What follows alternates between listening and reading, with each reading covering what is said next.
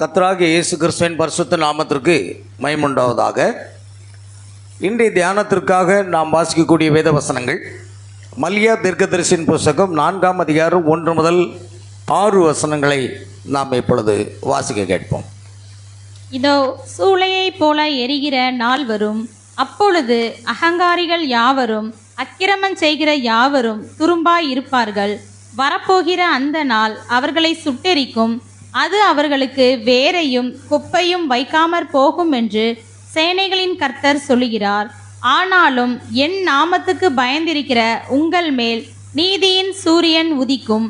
அதன் செட்டைகளின் கீழ் ஆரோக்கியம் இருக்கும். நீங்கள் வெளியே புறப்பட்டு போய் கொழுத்த கன்றுகளைப் போல வளருவீர்கள். துன்மார்க்கரை மிதிப்பீர்கள்.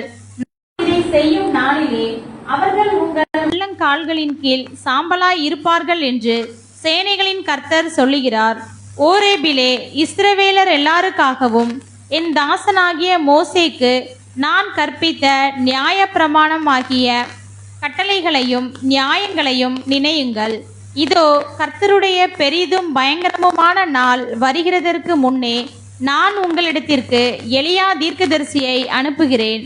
நான் வந்து பூமியை சங்காரத்தால் அடிக்காதபடிக்கு அவன் பிதாக்களுடைய இருதயத்தை பிள்ளைகளிடத்திற்கும் பிள்ளைகளுடைய இருதயத்தை அவர்கள் பிதாக்களிடத்திற்கும் திருப்புவான். ஆமேன். இன்னொரு வேத பாகத்தை வாசிப்போம். வெளிப்படுத்தின விசேஷம்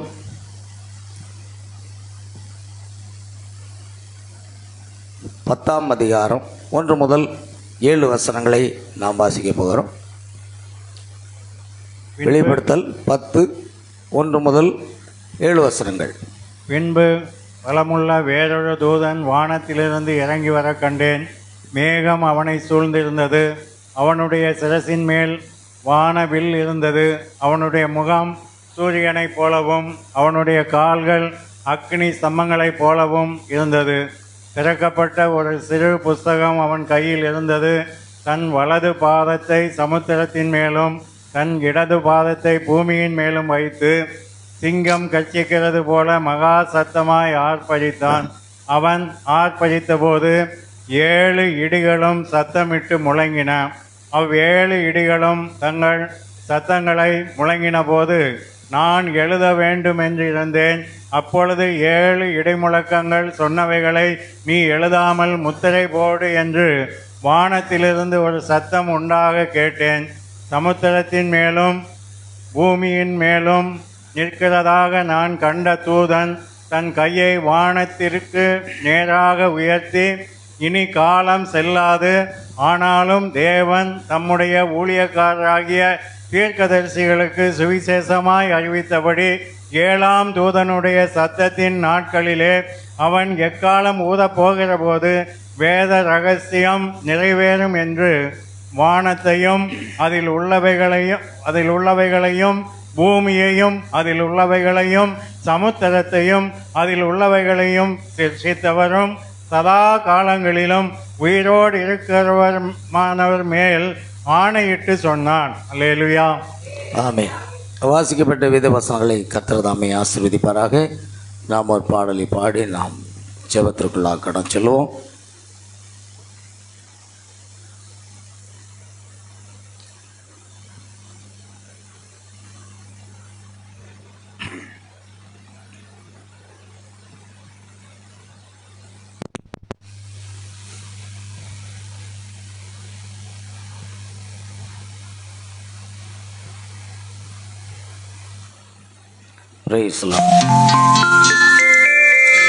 பலமுள்ள தூதனாய் கிறிஸ்து இயேசு உலகத்தில் வந்தாரே, மனுஷகுமாரனாய் நம்மோடு இருக்க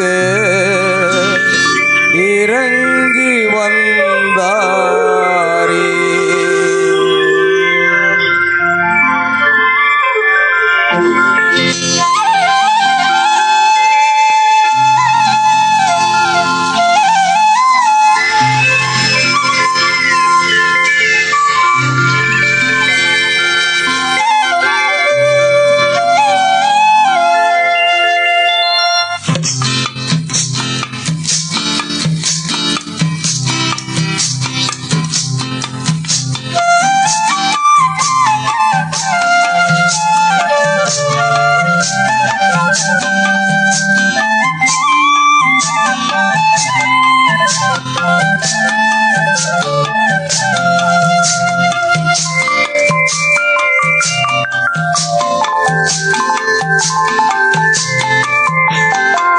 வல்லமுள்ள தூதனாய் கிறிஸ்து இயேசு உலகத்தில் வந்தாரே.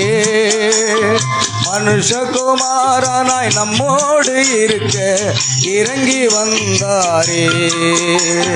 வல்லமுள்ள தூதனாய் கிறிஸ்து இயேசு உலகத்தில் வந்தாரே.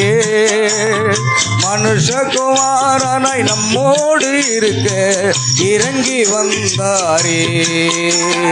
மன்னபாளன் இயேசு ராஜா பரிசுத்த யெகோவா தேவா வார்த்தையே வடிவாகி வாழ்வினில் ஒளியாகி வல்லமுள்ள தூதனாய் கிறிஸ்து இயேசு உலகத்தில் வந்தாரே. மனுஷகுமாரனாய் நம்மோடு இருக்க இறங்கி வந்தாரே.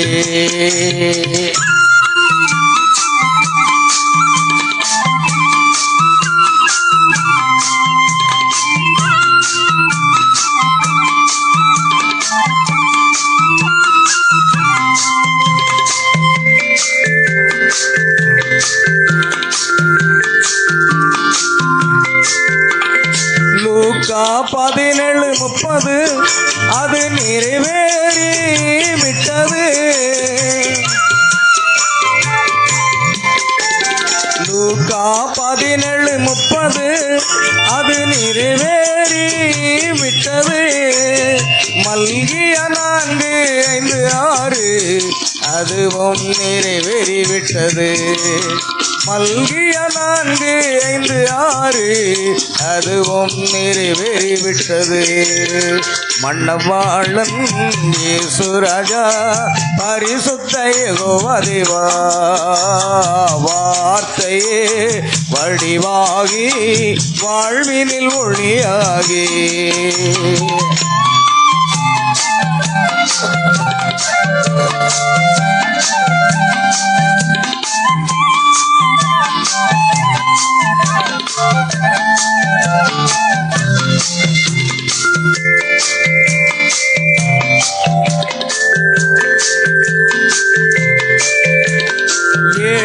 முத்திரைகள் உடைத்து இனி காலம் செல்லாது என்று சொன்னார்.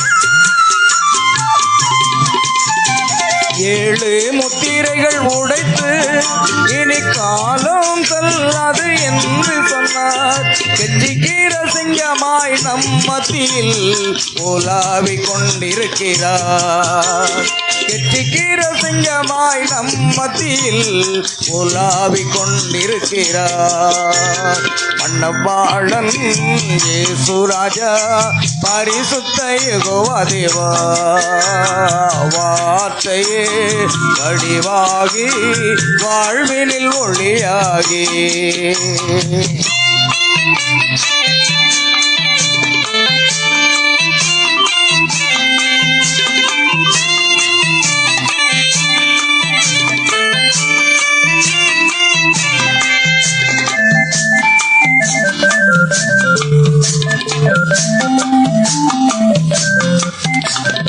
ஏழாம் தூதனின் செய்தியில் தேவ ரகசியம் நிறைவேறிற்று.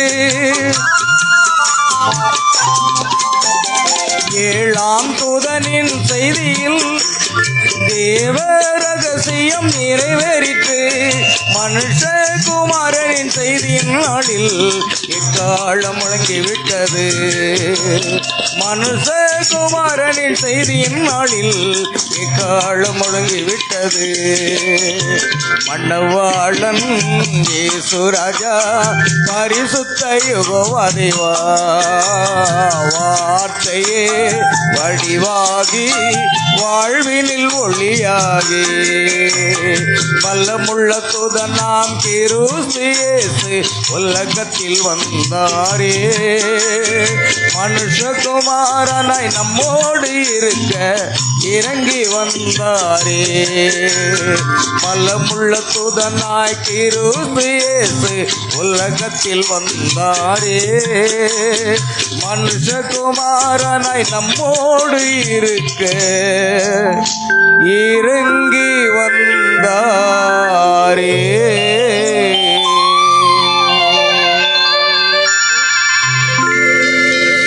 செபிக்கலாம். பலமுள்ள தூதராகிய கிறிஸ்துவே, எங்கள் மத்தியில் இறங்கி வந்தவரே, உம்மை துதிக்கிறோம், உம்மை போற்றுகிறோம். அப்பா, கெட்சிக்கிற சிங்கமாக இறங்கி வந்து முத்திரையிடப்பட்ட புஸ்தகத்தை அதன் முத்திரைகளை உடைத்து தேவ ரகசியங்களை 7ஆம் தூதன் மூலமாக தம்முடைய மணவாட்டிக்கு வெளிப்படுத்தி கொடுத்த தயவுக்காக கோடான கோடி ஸ்தோத்திரம். ஞானிகளுக்கும் கல்விமான்களுக்கும் மறைத்து பேதைகளாக எங்களுக்கு உம்முடைய மகத்துவத்தை வெளிப்படுத்தி கொடுத்த தயவுக்காக ஸ்தோத்திரம். ஆண்டவரே, நீர் உலகத் தோற்றத்துக்கு முன்பாக எங்களை முன்குறித்தீராவிடில் நாங்கள் எதையுமே அறிந்து கொள்ள முடியாது. ஆம் கர்த்தாவே, எவர்களை முன்குறித்தீரோ அவர்களை அழைத்தீர், எவர்களை அழைத்தீரோ அவர்களை நீதிமான்களாக்கினீர், எவர்களை நீதிமான்களாக்கினீர் அவர்களை மகிமைப்படுத்தியும் இருக்கிறீர் என்று வசனத்தின்படி கர்த்தர் முன்குறித்து தெரிந்து கொண்டு எங்களை அழைத்து இந்த மகத்தான செய்தியில் கொண்டு வந்தீர். ஆண்டவரே ஸ்தோத்திரம். அநேகருக்கு அது மறைபொருளாக இருக்கிறது, ஆனாலும் கர்த்தர் அந்த வெளிச்சத்தை எங்களுக்கு கொடுத்த தயவுக்காக ஸ்தோத்திரம். கர்த்தருடைய நாம மகிமைக்கென்று ஆண்டவரே வாசிக்கப்பட்ட வேத வசனங்களை ஆசீர்வதியும். இந்த செய்தியை ஆசீர்வதித்தாரோ, பரிசுத்தப்படுத்தித்தாரோ, செய்தியை பிரசங்கிக்கிற அடியனை ஆண்டவரே பரிசுத்த ஆவியினுடைய அபிஷேகமானது நிரப்பி ஆண்டவரே ஸ்தோத்திரம் கர்த்தாவே, பரிசுத்த ஆவியினுடைய வல்லமையினால் அடியனுடைய நாவுகளை பிடித்து கொண்டு நீர் பேசும்படியாக ஜெபிக்கிறோம். இந்த செய்தியானது சபைக்கு மாத்திரமல்ல, உலகம் முழுவதும் நீர் கொண்டு செல்ல போகிறேன். உலகம் எங்கே இருக்கிற தேவனுடைய பிள்ளைகள் அதை கேட்டு ஆசீர்வதிக்கப்படத்தக்கதாக தேவன் இந்த வார்த்தையை கொடுப்பீராக. ஆண்டவரே கர்த்தாவே, இந்த வார்த்தையை ஆசீர்வதித்தாரோ சத்துருடைய வாய்களை ஆண்டவரை மூடி போடும். ஆண்டவரே, உம்முடைய தீர்க்கதரிசிக்கு விரோதமாக, உம்முடைய சத்தியத்துக்கு விரோதமாக, உம்முடைய பிள்ளைகளுடைய ஊழியத்துக்கு விரோதமாக எழுப்பி வருகிற எல்லா சத்துருக்களையும் அதமாக்கி போடும்படியாக செபிக்கின்றோம். எல்லா கள்ள போதகர்களின் போதனைகளை நிர்மூலமாக்கி போடுங்க. ஆண்டவரே, உம்முடைய நாமத்தை மகிமைப்படுத்துங்கப்பா, உம்முடைய நாமத்தை மகிமைப்படுத்துங்க. ஆண்டவரே, உம்மை துதிக்கிற ஐயா. செய்தியை கேட்க போகிற ஒவ்வொருடைய பிள்ளைகளையும் பரிசுத்த ஆவியால் அபிஷேகத்தருளும்படியாக ஜெபிக்கிறோம். அபிஷேகப்பட்ட ஜீவனுள்ள வார்த்தையானது பிரசங்க பீடத்திலிருந்து புறப்பட்டு வர கிருபை செய்ய வேண்டுமா ஜெபிக்கிறோம். ஆண்டவரே சோத்திரிக்கிறோம் கர்த்தாவே, சோத்திரிக்கிறோம். கர்த்தருக்கென்று உம்முடைய பிள்ளைகள் கொடுத்த காணிக்கைகள் தசம்பாகங்கள் எல்லாவற்றையும் வானத்தின் பலைகளை திறந்து இடங்களாமற் போக மட்டும் ஆசீர்வாதங்களை கட்டளையிடுவீராக. சகல துதி கனமகிமை யாவற்றையும் உமக்கு செலுத்துகிறோம். கர்த்தராகிய இயேசு கிறிஸ்துவின் நாமத்தில் கேட்கிறோம் பிதாவே, ஆமென். நாம் உட்காருவோம். அல்லேலூயா. கர்த்தருடைய நாமம் மையப்படுவதாக. பிரியமான தேவனுடைய பிள்ளைகளே, நான் வாசித்தோம் மல்கியாவில் 4:5. இப்பொழுது ஒரு சில காரியங்களை நான் இங்கு வைக்க விரும்புகிறேன். சகோதரன் வில்லியம் பிரணாம் உலகம் முழுவதும் இருக்கிற கோடிக்கணக்கான ஜனங்கள் மல்கியா 4:5-6 படியும், மத்தேயு 17:10 படியும், வெளிப்படுத்தல் 10:6 படியும் தேவனால் அனுப்பப்பட்ட ஒரு தீர்க்கதரிசி என்று உலகம் முழுவதும் இருக்கிற கோடிக்கணக்கானவர்கள் விசுவாசிக்கிறார்கள். சபையராகிய நீங்கள் விசுவாசிக்கிறீர்களா? கர்த்தர் உங்களை ஆசீர்வதிப்பாராக. மணவாட்டிக்கு எடுத்துக்கொள்ளப்படுதல் கேட்ட விசுவாசத்தை கொண்டு வரக்கூடிய மகத்தான ஊழியத்தை செய்த தேவ மனிதனுக்கு விரோதமாக அநேக போதகர்கள் விமர்சனங்களை செய்து குற்றப்படுத்தி மிகவும் மோசமான வசை மொழிகளால் பேசி கொண்டிருக்கிறதை பார்த்து எங்களால் சும்மா அமர்ந்து கொண்டு இருக்க முடியாது. ஆமென், அல்லேலூயா. கர்த்தர் ஸ்தோத்திரம். ஒரு சிலர்கள் பெயரும் புகழும் அடைவதற்காக இப்படிப்பட்ட செய்திகளை பிரசங்கிக்கிறார்கள். நான் அவர்களுக்கு சவால் விடுகிறேன், நேரில் சந்தித்து பேசுவோமா? யூடியூப்பில் யார் வேணாலும் பேசிட்டு போயிடலாம். நேரில் சந்தித்து பேசணும். நேருக்கு நேர் உரையாடினா தான், ஏன்னா பைபிள் சொல்லுது, வேத வாக்கியங்களை என்ன செய்யுங்க, ஆராய்ந்து பாருங்கள். அல்லேலூயா. அதை ஆராய்ந்து பார்க்க வேண்டிய அவசியம். அப்போஸ்தலர் காலத்தில் அவர்கள் எல்லாரும் என்ன செய்தாங்க, ஆராய்ந்து பார்த்தார்கள். இப்பொழுது முதலாவதாக இன்றைக்கு சுமார் 10 ஆண்டுகள் தான் ஊழியத்தின் பாதையில் வந்திருக்கிறார் அருமையான சகோதரர் MD ஜெகன் அவர்கள். நல்ல கல்வி அறிவு படைத்தவர், ஆனால் நல்ல ஒரு சகோதரன் தான். ஆனால் அவர் செய்திக்கு விரோதமாக, வார்த்தைக்கு விரோதமாக, கிறிஸ்துக்கு விரோதமாக, மணவாட்டிக்கு விரோதமாக சில பதிவுகளை வெளிப்படுத்துவது சரியாகாது. எந்த ஒரு ஊழியக்காரனும் குற்றப்படுத்துவதற்கு யாருக்கும் தகுதி கிடையாது. ரோமர் 7ஆம் அதிகாரத்தில் சொல்லப்பட்டிருக்கிறது, அதாவது மற்றொருவருடைய வேலைக்காரனை குற்றவாளியாகி தீர்க்கிறவனே, நீ போக்கு செல்ல உனக்கு இடமில்லை, நீ தீர்க்கிற தீர்ப்பின்படியே தீர்க்கப்படுவாய் என்று வேதம் சொல்லுது. அல்லேலூயா. கண்டம் பண்ணுவதற்கு யாருக்கும் அதிகாரம் கிடையாது. ஏன்னா முன்குறிக்கப்பட்டவர்களுக்கு தான் செய்தி புரியும், மற்றவங்களுக்கு புரியாது. அல்லேலூயா. கர்த்தருக்கு மகிமை உண்டாகட்டும். இப்பொழுது நாம் அதை கவனிப்போம். சகோதரர் எம்டி ஜெகன் அவர்களுக்கும் எனக்கும் எந்த மனஸ்தாபமோ விரோதமோ குரோதமோ மனக்கசப்போ கிடையாது. ஆனால் வார்த்தைக்கு விரோதமாக, செய்திக்கு விரோதமாக, மணவாட்டியினுடைய விசுவாசத்துக்கு விரோதமாக விமர்சனங்களை செய்கிறபடினால் எங்களால் அமர்ந்து கொண்டு இருக்க முடியாது. நாங்கள் பதில் கொடுக்க வேண்டிய சூழ்நிலைக்கு தள்ளப்பட்டிருக்கிறோம். இப்பொழுது அவருடைய பிரசங்கத்தை நீங்க கேளுங்க. நீங்க கேட்டதான் உங்களுக்கு புரியும். மிக முக்கியமான கள்ள உபதேசம் கல்ட். ஸ்டார்டிங்ல இருந்து போடும், ஒரு பாயிண்ட் கூட விடக்கூடாது. மிக முக்கியமான கள்ள உபதேசம் கல்ட்.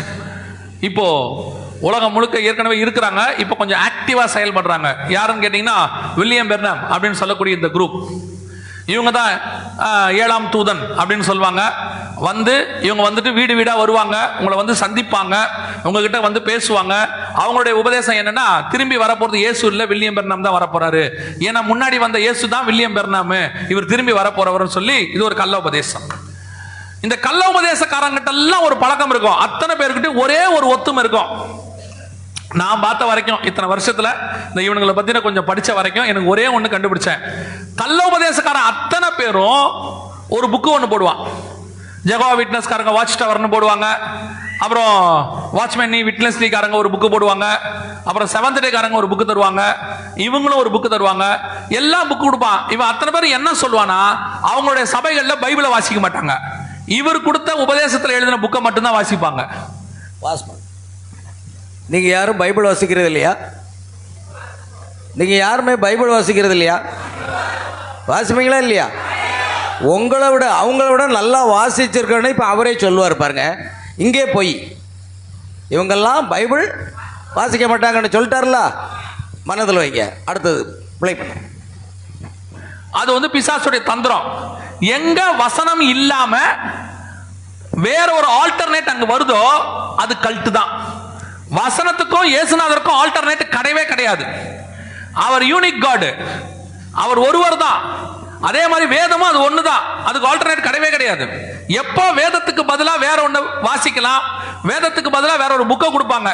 சிலர் வந்து சொல்லுவாங்க, கள்ளோபதேசக்காரன் நீங்க இந்த புக்கை படிச்சு பாருங்கம்பா, நீங்க படிக்கவே வேண்டாம், அது கள்ளோபதேசம் தான். அவ்வளவுதான். ஏன் வேதத்தில் சொல்லாதது ஒண்ணு எந்த உலகத்திலேயே ஒரே ஒரு புக்கு தான்.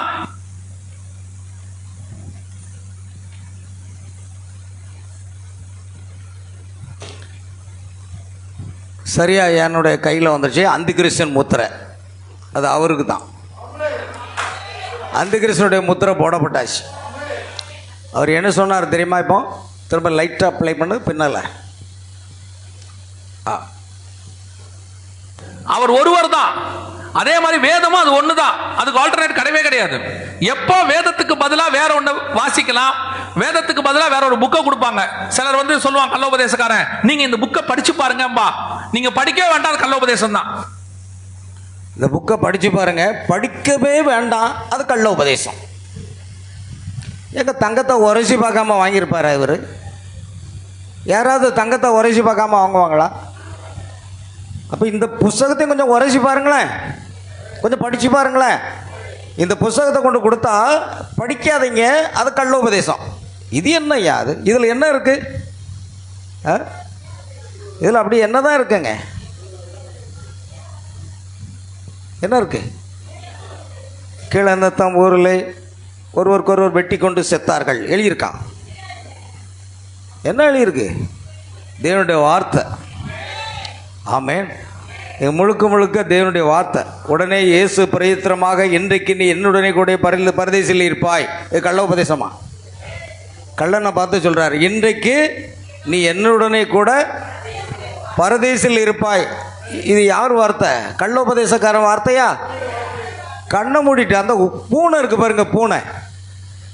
நான் இப்போ கொஞ்சம் பூமை வளர்த்ததுனால கொஞ்சம் எக்ஸ்பீரியன்ஸ். கண்ணை மூடிக்கிடுமா, இந்த உலகமே இருட்டாக இருக்கிறது. பூனை கண்ணை மூடிட்டு உலகமே இருட்டாக இருக்கிறதுன்னு சொல்லுமா. அதே போல் இவங்க இந்த செய்தியை பார்க்காம அவங்க கண்ணை மூடிக்கிட்டாங்க. அடுத்ததை போடுங்க.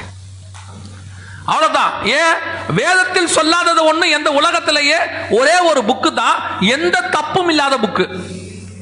டிரான்ஸ்லேஷன்ல சில மிஸ்டேக்ஸ் இருக்கும், மூல பாஷையில நான் சொல்றேன், மிஸ்டேக்கே இல்லாத ஒரு புக்கு இருக்குன்னா உலகத்துல எழுதப்பட்டதுன்னா ஒரே ஒரு புக்கு, அது பைபிள் மட்டும்தான். ஆமென். வேற எந்த புக்குமே கிடையாது. ஏன்னா தீர்க்கதரிசி அதை தான் சொல்றாரு, இந்த வேதாகமத்தில் என்ன இல்லை, பிழை இல்லை.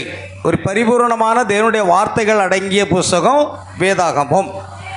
அதை கரெக்டாக சொல்லிட்டார். சரி, எழுதின புக்கா இருக்கட்டும், எவ்வளவு பெரிய ஊழியக்காரர் எழுதின புக்கா இருக்கட்டும், அதுல கண்டிப்பாக ஒரு சின்ன மிஸ்டேக் இருக்கும், ஒரு குறை இருக்கும். குறை இல்லாத ஒரே ஒரு புஸ்தகம் ஆவியானவர் எழுதின பரிசுத்த வேதாகமம் மட்டுமே. எந்த ஊழியக்காரன் போட்டாலும் அந்த புஸ்தகத்தில் பிழை இருக்கும். எந்த ஊழியக்காரன் பிரசங்கித்தாலும் அதில், அதை ஏன் சொல்ல மாட்டேங்காரு?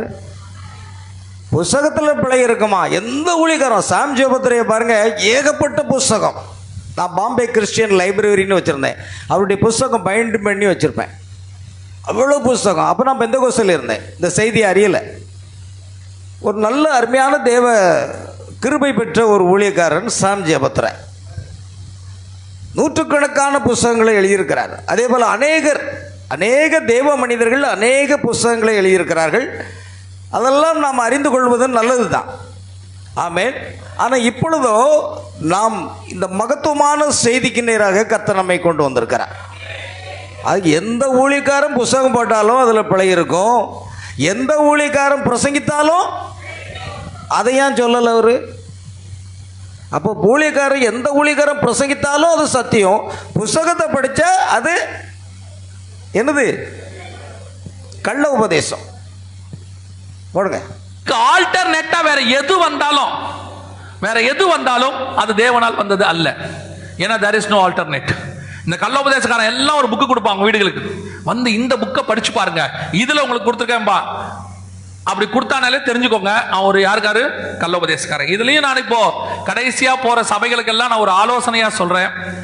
இப்படி சொல்றேன்னு தப்பா எடுத்துக்காதீங்க, எடுத்துக்கிட்டாலும் ஒன்றும் பிரச்சனை இல்லை, நாளையோட நான் காணாம போயிடுவேன், நீங்க எடுத்துக்கோங்க, ஒன்றும் ப்ராப்ளம் இல்லை. ஒன்று தெரிஞ்சுக்கொள்ளுங்க, அவர்கள் சபைக்கு போங்க. உங்க சபையை ஆர்சி சபைக்காரங்க ஆர்சி சபைக்கு போங்க, புராட்டஸ்டன்ட் சபைக்காரங்க புராட்டஸ்டன்ட் சபைக்கு போங்க, செவன்த் டேக்காரங்க செவன்த் டே சபைக்கு போங்க, மாரநாதாவுக்கு போங்க. எவனும் பரலோகத்துக்கு போகணுங்கிற எண்ணம் இல்லை. அவரவர் ஸ்தாபனத்தில் போய் உட்கார்ந்துக்கிடுங்க, அதுதான் அவருடைய போதனை. அல்லேலூயா. கவனிங்க, சாராத எந்த ஒரு ஊழியக்காரனையும் வீட்டில் ஏத்தாதீங்க. இவரையும் ஏற்றக்கூடாது. ஏன்னா அவர் என்ன சொல்றாரு, எந்த ஒரு ஊழியக்காரனை ஏற்றக்கூடாதுன்னா அப்போ இவரையும் ஏற்றக்கூடாது. That is correct. அல்லேலூயா. சரி, அவர் பைபிள் எடுத்துட்டு வந்தாரு, அந்த ஊர்ல இருந்து வந்தாரு, இந்தியாவில இருந்து வந்தாரு, கேரளால இருந்து வந்தாரு, எங்க வேணா வரட்டும். உங்க சபையில உங்க ஊழியக்காரங்களுக்கு நாலேஜ் இல்லாம யாரையும் உங்க வீட்டுக்குள்ள என்ன செய்யாதீங்க, ஏத்தாதீங்க. ஏன் தெரியுமா? இந்த விசுவாசிகள் இருக்குல்ல, இதுக்கு கையில எவன் பைபிளோட வந்தாலும் உடனே உள்ள ஊத்துறது, வந்து ஒரு காப்பியை போட்டு மண்டையை கொடுத்துறது, ஜோம் பண்ணுங்க, ஆண்டவர் என்ன சொல்றாரு. ஏன் உங்ககிட்ட சொல்லாதது அந்த ஆள்கிட்ட என்ன சொல்ல போறாரு? உனக்கும் ஆண்டவருக்கு என்ன பிரச்சனையா? உங்க ரெண்டு பேருக்கு என்ன வாக்கிய வரப்புல தரக்காரா ஆண்டவர் பேசாம இருக்கிறதுக்கு? உடனே எந்த ஊழியக்காரன் வந்தாலும் ஆண்டவர் என்னை பத்தி என்ன சொல்றாரு, நீ ரொம்ப மோசமானவன் சொல்றாருன்னு ஒத்துப்பீங்களா? அதையும் ஒத்துக்க மாட்டீங்க. உடனே ஊழியக்காரன் வந்த உடனே வீட்டில் ஏத்திறது. நான் அதுக்கு தான் எப்பவும் சொல்லுவேன், உங்க சபையினுடைய மூப்பர்கள் ஊழியர்களுடைய நாலேஜ் இல்லாமல் தயவு செய்து வேற எந்த ஊழியனும் சபையில உங்க வீடுகளுக்குள்ள என்ன செய்யாதீங்க, ஏத்தாதீங்க. ஏன் தெரியுமா? எவன் கள்ளோபதேசம் எவன் நல்லோபதேசம் உங்களுக்கு கண்டுபிடிக்க தெரியல. இந்த கள்ளோபதேசக்காரன் உள்ள வரானே, சரளமா 25 வசனம் பேசுவான். அப்படியே கள்ள உபதேசக்காரன் சாதாரணமா மளமளன்னு 25 வசனம் பேசுவான். நல்ல உபதேசக்காரன் என்ன பண்றான்னு பாருங்க, பிரிக்காமே பேசுவான் பாருங்க. நீங்க அப்படியே வாய் பார்த்துக்கிட்டு இருப்பீங்க அவனை. ஏன்னா உங்களுக்கு நான் எப்பவும் சொல்லுவேன், இந்த கள்ளோபதேசக்காரன் நல்லா பைபிள் படிப்பான், நல்ல உபதேசக்காரன் பைபிளை அது போடு போடு போடு போடு படிக்க மாட்டான். திரும்ப ரிவர்ஸ்.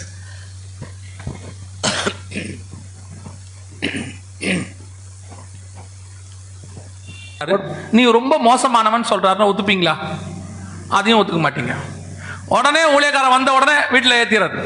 நான் அதுக்கு தான் எப்பவும் சொல்லுவேன், உங்க சபையினுடைய மூப்பர்கள் ஊழியர்களுடைய நாலேஜ் இல்லாமல் தயவு செய்து வேற எந்த ஊழியனும் சபையில உங்க வீடுகளுக்குள்ள என்ன செய்யாதீங்க, ஏத்தாதீங்க. ஏன் தெரியுமா? எவன் கள்ள உபதேசம் எவன் நல்ல உபதேசம் உங்களுக்கு கண்டுபிடிக்க தெரியல. இது உண்மை, இது உண்மை. என்னுடைய நாலேஜ் இல்லாம எந்த ஊழியக்காரனும் உங்க வீட்டிலேயே ஏத்தாதீங்க. சரிதானா? ரொம்ப அருமையா பேசினாரு. இந்த கள்ள உபதேசக்காரன் உள்ள வரானே சாராளமா 25 வசனம் பேசுவான், அப்படியே பிரிக்காமே பேசுவான் பாருங்க. நீங்க அப்படியே வாய் பார்த்துக்கிட்டு இருப்பீங்க அவனை. ஏன்னா உங்களுக்கு நான் எப்பவும் சொல்லுவேன், இந்த கள்ள உபதேசக்காரன் நல்லா பைபிள் படிப்பான், நல்ல உபதேசக்காரன் பைபிளே படிக்க மாட்டான். நிறுத்து. கள்ள உபதேசக்காரன் அதனால தான் சத்தியத்தை புரிந்து கொண்டான். இந்த நல்ல உபதேசக்காரன் பைபிள் படிக்கவே மாட்டான். முதல்ல என்ன சொன்னார்? புக்கை மட்டும்தான் படிப்பான், பைபிளை படிக்க மாட்டான்னு சொன்னார். இப்போ எப்படி மாற்றினார் இல்லையா? இந்த கள்ள உபதேசக்காரன் எதை படிக்க மாட்டான்? பைபிளை படிக்க மாட்டான், இந்த புக்கை மட்டும்தான் படிப்பான் அப்படின்னு சொன்னார். இப்போ கள்ள உபதேசக்காரன் நல்ல பைபிள் படிப்பாங்கிறார். என்னையா இது? புரண்டெல்லாம் பேசிகிட்டு இருக்கிறார். ஆனால் இந்த நல்ல உபதேசக்காரர் இருக்கிறானே அவரையும் சேர்த்தான் சொல்கிறேன், அவரும் நல்ல உபதேசக்காரர் தானே. இவங்க பைபிளே படிக்க மாட்டாங்க. இது நான் சொல்லலை, அவர் சொன்னார். அதான் 2 தடவை போட சொன்னேன். புரியுதா இல்லையா? ஏன்னா செய்தி உலகம் முழுவதும் போகுது. அப்போ கள்ள உபதேசக்காரன் நல்லா பைபிள் படிக்கிறதுனால எது வஞ்சனையான போதகம், அது திரித்துவமா ஒருத்துவமா இருத்துவமா, அது பிதாகுமாரன் பசுத்தாவின் பட்டப்பேரில் ஞானசானமா கர்த்தராகிய இயேசு நாமத்தில் எல்லாத்தையும் அறிந்து கொள்வான். ஏன்னா பைபிள் நல்லா படிப்பான். அவன் பைபிளே படிக்காத எங்கே முக்குனாலும் சரி, ஒரு தடவை முக்குனாலும் சரி 3 தடவை முக்குனாலும் சரி முங்கிட்டு போயிட்டே இருப்பான். ஏன்னா அவன் பைபிள் படிக்க மாட்டான். கரெக்டாக சொன்னார். சரி போட்டு. அதான் பிரச்சனை. அவன் 25 வசனம் அப்படியே பேசணும்னு அவனை பார்த்துக்கிட்டு அவங்ககிட்ட ஒரு சாட்சி வேற சொல்லுவீங்க. நல்ல சாட்சி என்ன தெரியுமா? எங்க சபையில கூட இப்படி எல்லாம் சொல்லி தரலம்பீங்க. யாருக்கிட்ட போய் யாரை போட்டு கொடுக்குது பாருங்க. அவங்ககிட்ட போய் சொல்றது, எங்க சபையில கூட இந்த மாதிரிலாம் எங்களுக்கு சொல்லியே கொடுக்கல. உடனே அவன் சொல், உங்க சபையில வெளிப்படுத்தின விசேஷத்தை பற்றி எங்க சொன்னாங்க? சொல்லல. அது விசுவாசிகள் கரெக்டாக தான் சொல்லியிருக்காங்க. இந்த முராஜபுரம் சபைக்கு போங்க, இந்த மணி நேரத்துக்கான செய்தியை உங்களுக்கு விளக்கி தருவாங்க. நாங்க ஒரு பைபிள் ஸ்டடி தனியா எடுக்கிறோம், வர்றீங்களா? சபையில பைபிள் ஸ்டடி வச்சா வர்றதில்ல. வேற எவனாவது கூப்பிட்டானா அடிக்கப்படுகிற ஆட்டுக்குட்டி மாதிரி பின்னாடியே போறது. அப்படி அடுத்த வீடியோ போடு. புரிஞ்சுக்கிட்டீங்களா? முதல்ல இவங்க பைபிளே படிக்க மாட்டாங்க, புத்தகம் தான் படிப்பான்னு சொன்னார். இப்போ கள்ள உபதேசங்கிறவங்க நல்ல பைபிள் படிப்பாங்கன்றாரு. என்னையா இது? ஆமென். அப்போ கள்ள உபதேசக்காரன் நல்ல பைபிள் படிக்கிறான், நல்ல உபதேசக்காரன் பைபிளே படிக்க மாட்டான். சரிதானே?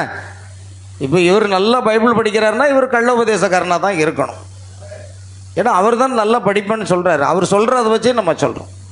இப்போ என்ன அப்படின்னா, அவருக்கு பைபிளும் புரியலை, சத்தியமும் புரியலை, ஒன்றும் புரியலைன்னா நான் என்ன செய்யக்கூடாதுன்னா, ஒரு தேவனால் அனுப்பப்பட்ட தேவ மனிதனை என்ன செய்யக்கூடாது? தூசிக்கக்கூடாது, குற்றப்படுத்தக்கூடாது. உங்கள் ஊழியத்தை பார்த்துக்கிட்டு நீங்கள் போய்கிட்டே இருங்க.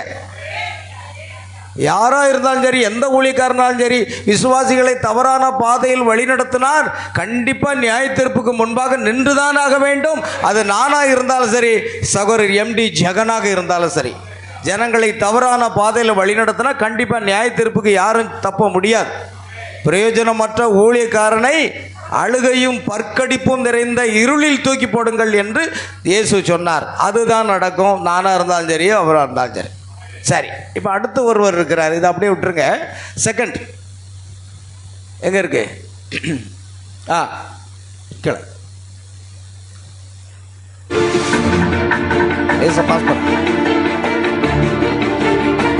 நம்முடைய இரட்சகருமான இயேசு கிறிஸ்துவின் நாமத்தில் தமிழ் கிறிஸ்தவ வில்லியம் பிரென்ஹாம் ஒரு கள்ள தீர்க்க வில்லியம் பாருங்க, தமிழ் கிறிஸ்தவ களஞ்சியம் இதுல இருந்து ஒருத்தர் விமர்சனம் பண்ணியிருக்கார். பாருங்க, டைரக்டா பாருங்க. வில்லியம் பிரன்ஹாம் ஒரு கள்ள தீர்க்கதரிசி. இவர் டைரக்டாவே சொல்லிட்டார். True for Christ ministry. தமிழாக்கம் ஜோசப் கோவிந்த். மகா தெய்வனும் நம்முடைய இரட்சகருமான இயேசு கிறிஸ்துவின் நாமத்தில் என்னுடைய கிறிஸ்துவ சகோதர மற்றும் சகோதரிகளுக்கு அன்பின் வாழ்த்துக்கள். வேதம் முன்னறிவித்தபடி இந்த கடைசி காலத்தில் பல கள்ள தீர்க்கதரிசிகள் வந்து பல கிறிஸ்தவர்களை வஞ்சிப்பார்கள். இப்படி வஞ்சித்த பல கள்ள தீர்க்கதரிசிகளில் முக்கியமானவர் வில்லியம் மரியன் பிரன்ஹாம். நீங்க வஞ்சிக்கப்பட்டீங்களா இல்ல ஜீவனப்பட்டீங்களா? அவர் பேசுறார். அமெரிக்காவில் உள்ள கெண்டிகே என்ற நகரத்தில் பிறந்தார். இவர் 1943 வில்லியம் ஹீலிங் என்ற ஊழியத்தை தொடங்கினார். குறுகிய காலத்திலே வில்லியம் பெரும் புகழை பெற்றார். பல நாடுகளுக்கு பயணம் செய்தார். ஒரு புறம் கிறிஸ்தவத்தில் உள்ள பொய்யான போதனைகளை கண்டித்தும் மற்றொரு புறம் தவறான போதனைகளை கிறிஸ்தவ சமுதாயத்திற்கு அதிகமாக கொடுத்து பிரபலம் அடைந்தார். ஆதி திருச்சபைக்கு அப்போஸ்தலனாகிய பவுல் எப்படியோ அதே போல இந்த கடைசி கால திருச்சபைக்கு தானும் அப்படிப்பட்ட அதிகாரம் உடையவன் என்றும் தன்னை மக்கள் தீர்க்கதரிசியாக ஏற்றுக்கொள்ளாவிட்டால் ரட்சிக்கப்பட மாட்டார்கள் என்றும் தன்னை அவரை தீர்க்கதரிசியாக ஏற்றுக்கொள்ளலன்னா ரட்சிக்கப்படவே மாட்டீங்க. நாம் எல்லாரும் ரட்சிக்கப்பட்டு பரிசுத்தாவின் அபிஷேகம் பெற்று இவருடைய செய்தி கேட்டு இன்னும் ஆவிக்குரிய ஜீவியத்தில் வளர்ந்தோம். அதுதான் உண்மை. இவர் யாருன்னே தெரியாது. அப்பொழுதே நான் ரட்சிக்கப்பட்டேன். அப்பொழுதே பரிசுத்தாவின் அபிஷேகம் பெற்றிருந்தேன். நான் லேகர் அப்படித்தான். இவரை அறியாததற்கு முன்பாகவே நாம் ரட்சிக்கப்பட்டிருந்தோம். இப்போ இவரை தீர்க்கதரிசின்னு சொன்னால் தான் ரட்சிக்கப்படுவாங்களாம். இது இன்னொரு பக்கம். சரி, ஒரே பாயிண்ட் போட்டோம். பற்றி முன்பே வேதத்தில் தீர்க்க தரிசனம் சொல்லப்பட்டுள்ளது என்றும் சொல்லத் தொடங்கினார். அவர் பிறந்தபோது அவருடைய அறையில் ஒளி பிரகாசித்ததாகவும் அந்த ஒளி அவரது தலையின் மேல் நின்றதாகவும் அவர் குழந்தையாக இருந்தபோதே பறவைகள் அவரோடு பேசியதாகவும் அவருடைய 7வது வயதில் ஒரு சூறாவளி காற்றிலிருந்து தேவன் அவருடன் பேசினார் என்று சொல்லி மக்கள் மத்தியில் அவர் ஒரு தீர்க்கதரிசி என்று அவரே அறிவித்து கொண்டார். வேதத்தில் ரகசியங்களை விளக்குவதற்கு லவோதீக்கியா காலகட்டத்திற்கு தேவன் தன்னை ஒரு தூதனாக அனுப்பியதாக சொல்லிக்கொண்டார். 7 சபை காலகட்டங்கள், 7 முத்திரைகள் இவைகளை குறித்து புத்தகங்களை எழுதும்போது ஒரு தேவதூதன் தன்னுடன் இருந்து தனக்கு போதித்ததாகவும் சொல்லிக்கொண்டார். மேலும் அவர் ஊழிய பணி அனைத்திலும் அந்த தேவதூதனே வழி நடத்தியதாக அவர் சொல்லிக்கொண்டார். ஆனால் உண்மை என்னவென்றால் அவர் 1919 கிளாரன்ஸ் லார்கின் அவர்கள் வெளியிட்ட த புக் மாற்றும். கவனிங்க, இது வேறு தமிழ் ஏதோ களஞ்சியமா அது பார்த்தோம். இவர் டைரெக்டாக பிரணாம் ஒரு கள்ள தீர்க்கதரிசின்னு போயிட்டார். ஆனால் ஒன்று, அவருடைய வரலாறு கொஞ்சம் தெரிஞ்சிருக்காரு. எப்போ பிறந்தார், என்ன செஞ்சார் அப்படிங்கிறதெல்லாம் 7 முத்திரை, 7 சபக்காலங்கள் இதெல்லாம் பேசினாருன்னு சொன்னாங்க. அப்பவும் புரியலையா? ஹல்லேலூயா. இதெல்லாம் படித்து பார்த்துருக்காரு. எனக்கு அருமையானவர்களே, கர்த்தர் உங்களுக்கு முன்குறிக்கலைன்னா இந்த செய்தி உங்களுக்கு புரியாது. உங்களை முன்குறிச்சா இந்த கடைசி காலத்துக்குரிய தீர்க்கதரிசி பிரணாமுடைய மூலமாக வெளிப்படுத்தப்பட்ட செய்தி என்ன செய்யணும்? நீங்கள் கண்டிப்பாக நீங்கள் விசுவாசிப்பீங்க. இப்போ நெக்ஸ்ட் போடுறேங்க. அடுத்தது தமிழ் சவுண்ட் டாக்டரின் நேயர்களுக்கு எங்கள் அன்பின் தேவன் ஒருவர்தான் என்று சத்தியத்தை போதிக்கும் போதும் கிறிஸ்துவ இந்த கடைசி காலத்தில் கர்த்தராகிய இயேசு கிறிஸ்துவின் நாமத்தில் ஞானஸ்நானம் எடுப்பதுதான் வேத சத்தியம் என்றும் தேவன் ஒருவர்தான் என்று சத்தியத்தை போதிக்கும் போதும் கிறிஸ்துவத்திற்கு தன்னை தாய் சபை என்று சொல்லிக்கொள்ளும் ரோமன் கத்தோலிக்கர்கள் உருவாக்கிய திருத்துவ உபதேசத்தை நம்பிக்கொண்டிருக்கும் அநேக பெந்தேகோஸ்தே சபைகள் கேட்கும் ஒரே கேள்வி, நீங்கள் பிரென்னாம் கூட்டத்தை பின்பற்றுகிறவர்களா என்பதுதான். பிரணாம் கிறிஸ்து கள்ள இது ஒரு புறம் இருக்க, இது ஒரு சாத்தானால் வஞ்சிக்கப்பட்ட கூட்டம் சகோதரர் பிரென்னாமை கிறிஸ்து என்று சொல்லிக்கொண்டு பிரென்னாம் கிறிஸ்து கள்ள உபதேச. இவர் தான் வேலூர் தாமஸ், திம்மராஜபுரம் தாமஸ் அல்ல, வேலூர் தாமஸ். அல்லேலூயா. இந்த வேலூர் தாமஸ் என்பவர் தான் one Lord God Jehovah and two messiahs, ரெண்டு மெசியாக்கள். ரெண்டு மெசியாக்கள்னா ஒன்று பிரணாமா, இன்னொன்று இயேசு கிறிஸ்துவா. அதாவது ஒன்று இயேசு கிறிஸ்து, இன்னொன்று பிரணாம். ஒரே தேவனா ஆனால் ரெண்டு மேசியாக்கள் என்று சொல்லி இவருடைய உபதேசம். இந்த உபதேசத்தை அவர் கண்டம் பண்ணுறாங்க பாருங்க. படத்தை பரப்பி வருகின்றனர். இது திருத்துவத்தை காட்டிலும் மிக கேடான திருத்துவத்தை காட்டிலும் மிக கேடான உபதேசம். இந்த பிரணாம் கிறிஸ்துன்னு சொல்ற உபதேசம் திருத்துவக்காரனாத அறியாம செய்யறான், இவன் அறிந்து செய்யறான். அறியாமல் செய்கிறவனுக்கு குறைந்த அடிகள், அறிந்து செய்கிறவனுக்கு அநேக அடிகள் அடிக்கப்படுவான். இப்படிப்பட்ட சபைகளுக்கு தேவனுடைய பிள்ளைகள் எச்சரிக்கையாய் இருக்க வேண்டும் என்பது மிக முக்கியம். சகோதரர் பிரென்னாமை கிறிஸ்து என்று சொல்லக்கூடிய இந்த கள்ள சபையில் பிரென்னாமை போற்றி பாடுவார்கள், பிரென்னாமை துதிப்பார்கள், பிரென்னாம் தான் தேவன் என்று சொல்வார்கள். ஒரு பிரணாம தான் துதிப்பார்கள், போற்றி பாடுவார்கள், பிரணாம் தான் தேவன் என்று சொல்வார்கள். இவங்க பாட்டே பிரணாம் பிரணாம் பிரணாம்னே இருக்கும் பாருங்க. இவர்கள் பிரென்னாமை போற்றி பாடும் ஒரு சில காட்சிகள் உங்களுக்காக.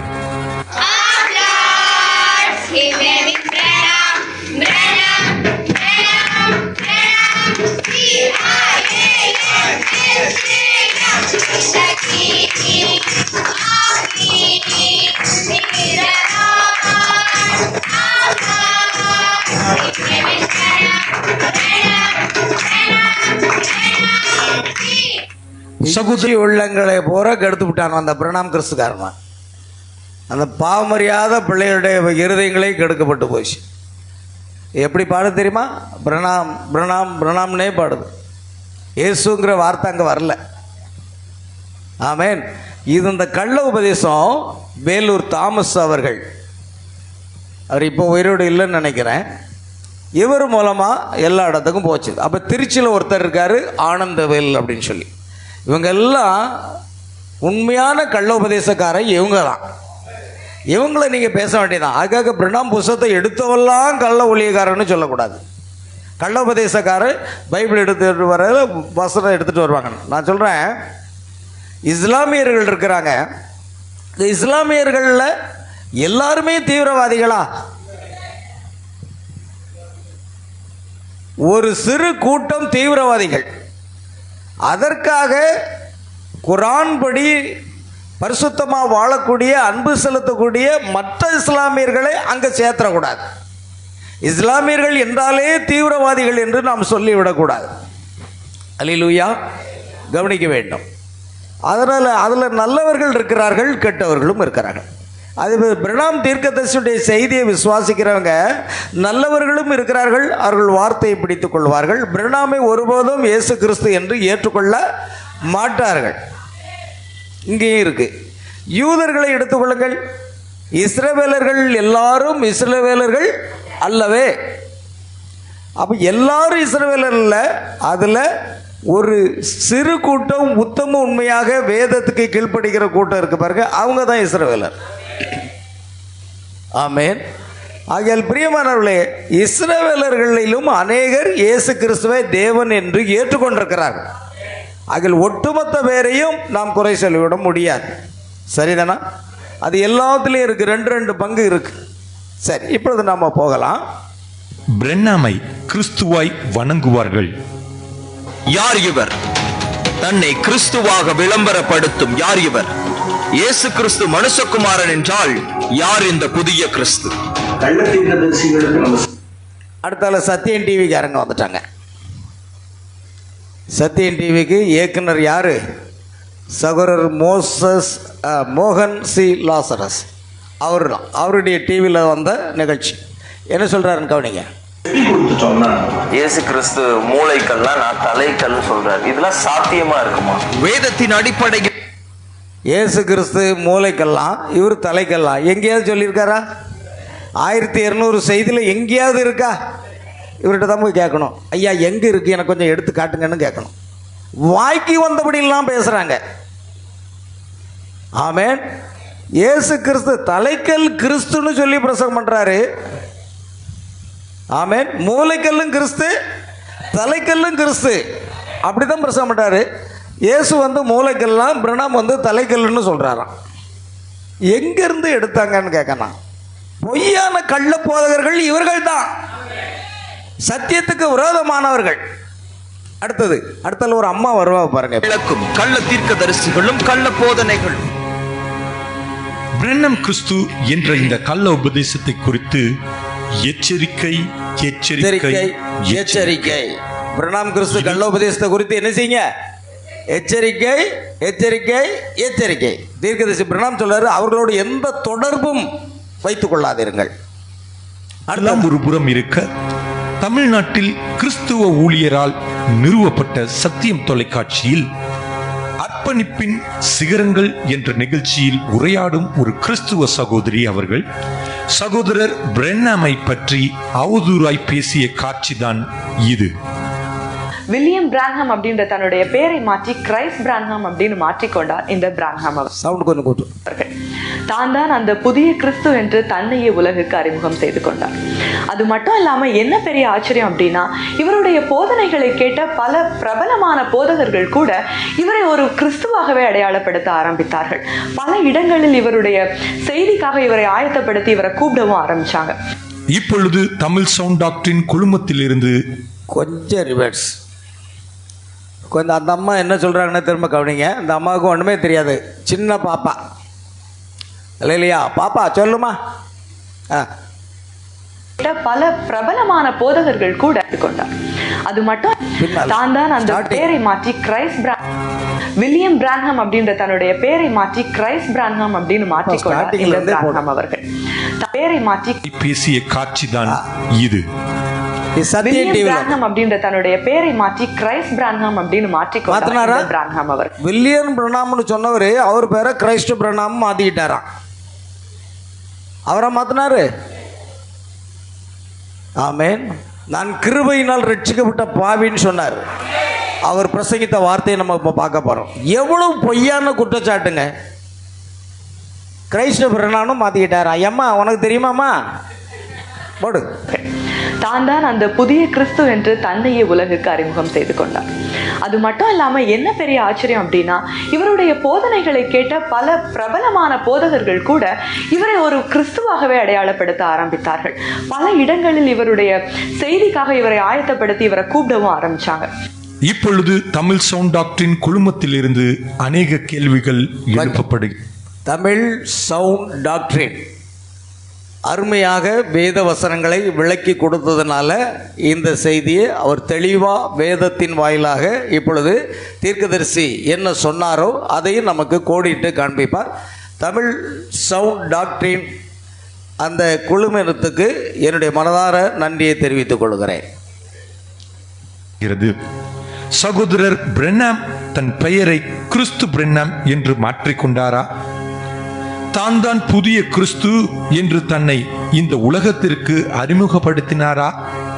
இவருடைய போதகத்தை கேட்ட அநேக பிரபல போதகர்கள் இவரை கிறிஸ்துவாக அடையாளம் காட்டினார்களா? தமிழ்நாட்டில் வல்லமையாய் பயன்படுத்தப்பட்ட மதிப்புக்குரிய ஊழியர் டிஜிஎஸ் தினகரன் ஐயா அவர்கள் தீர்க்கதரிசி பிரென்னாமை தன் பரலோகத்தில் கண்ட பரிசுத்தவான் என்று சாட்சி பகிர்கிறார். இவர் தீர்க்கதரிசி பிரென்னாமை கிறிஸ்து என்று பறைசாற்றினாரா? மூடத்தனமாக பேசும் சத்தியம் தொலைக்காட்சியே, நீ பதில் சொல்லியே ஆக வேண்டும். சத்தியம் தொலைக்காட்சி நியாய தீர்ப்புக்கு முன்பாக நின்றுதான் ஆக வேண்டும்.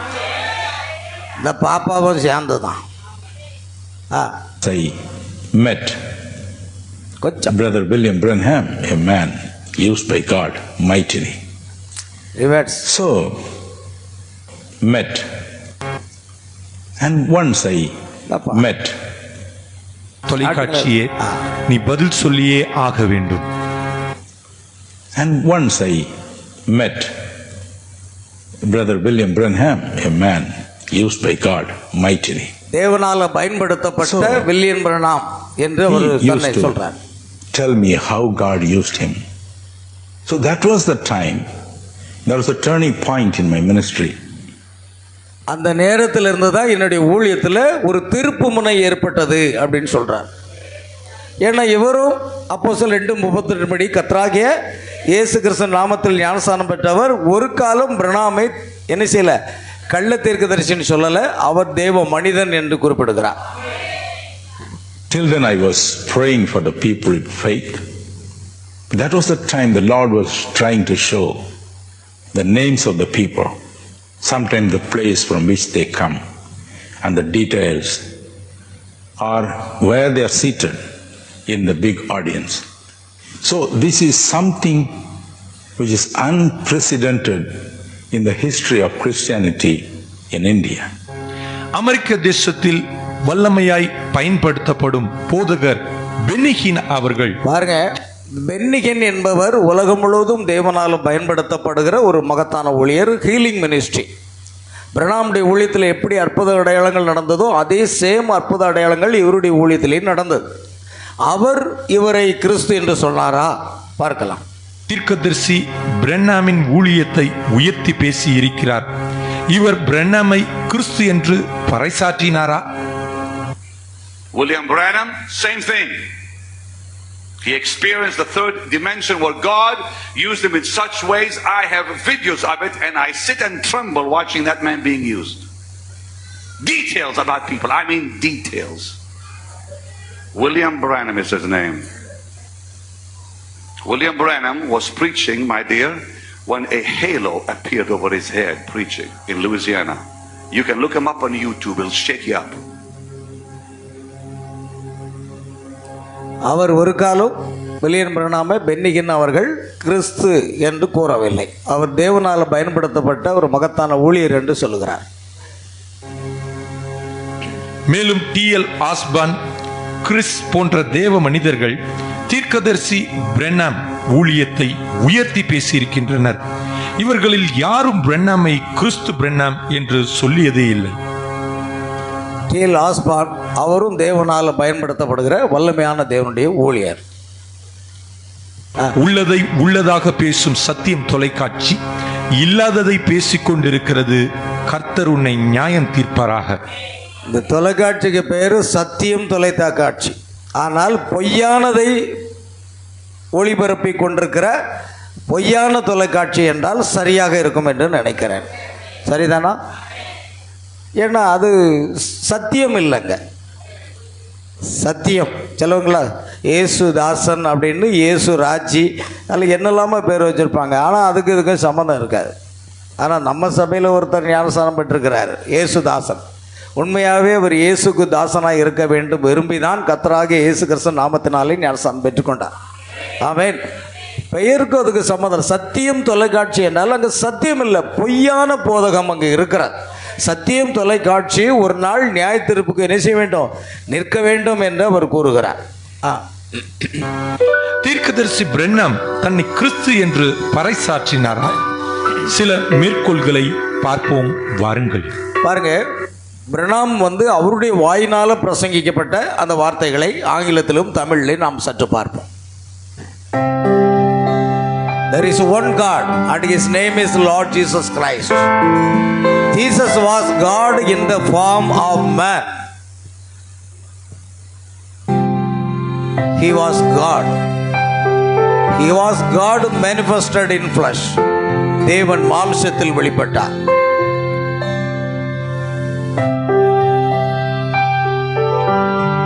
Three things. கொஞ்சம் 3 காரியம் அவருடைய ஊழியத்தில். 3 things a minister must be careful about. ஒரு ஊழியக்காரனுடைய வாழ்க்கையில் 3 காரியம் ரொம்ப கவனமாக இருக்க வேண்டியது. ஒன்று பணம், இன்னொன்று பெண்கள், அடுத்து பாப்புலாரிட்டி அதாவது புகழ். பணம், பெண், புகழ், இந்த 3 காரியத்தில் ஊழியக்காரர்கள் ஜாக்கிரதையாக இருக்கணும். ஆனால் இந்த 3 காரியத்திலையும் அவர் ஜெயம் பெறும்படி கர்த்தர் கிருபை செய்தார்.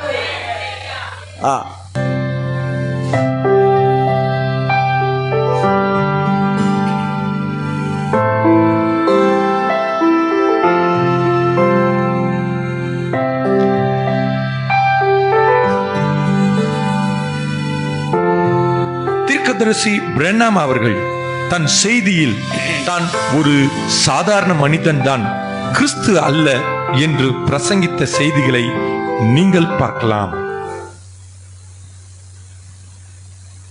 I am not the Lord Jesus Christ. நான் கர்த்தராகிய இயேசு கிறிஸ்து அல்ல. Never put a man in it. You forget anything about me. I am your brother, a sinner saved by grace, not fit to live. That's exactly the truth. I stand out to be humble. That's facts. There's nothing in me, not one sound thing at all. இயேசு கிறிஸ்துவின் ஸ்தானத்தில் ஒரு மனிதனை வைக்க நாம் பிரியப்படுவதில்லை. என்னை குறித்து நீங்கள் மறந்து விடுங்கள். நான் உங்கள் சகோதரன், கிருபையினால் ரட்சிக்கப்பட்ட ஒரு பாவி. நான் ஜீவிப்பதற்கு எவ்வித தகுதியும் இல்லை. அது முற்றிலும் உண்மை. நான் தாழ்மையா இருக்க வேண்டும் என்பதற்காக அவ்விதம் கூறவில்லை. அது சத்தியம். நல்லது என்று கூறுவதற்கு என்னிடத்தில் ஒன்றுமே இல்லை.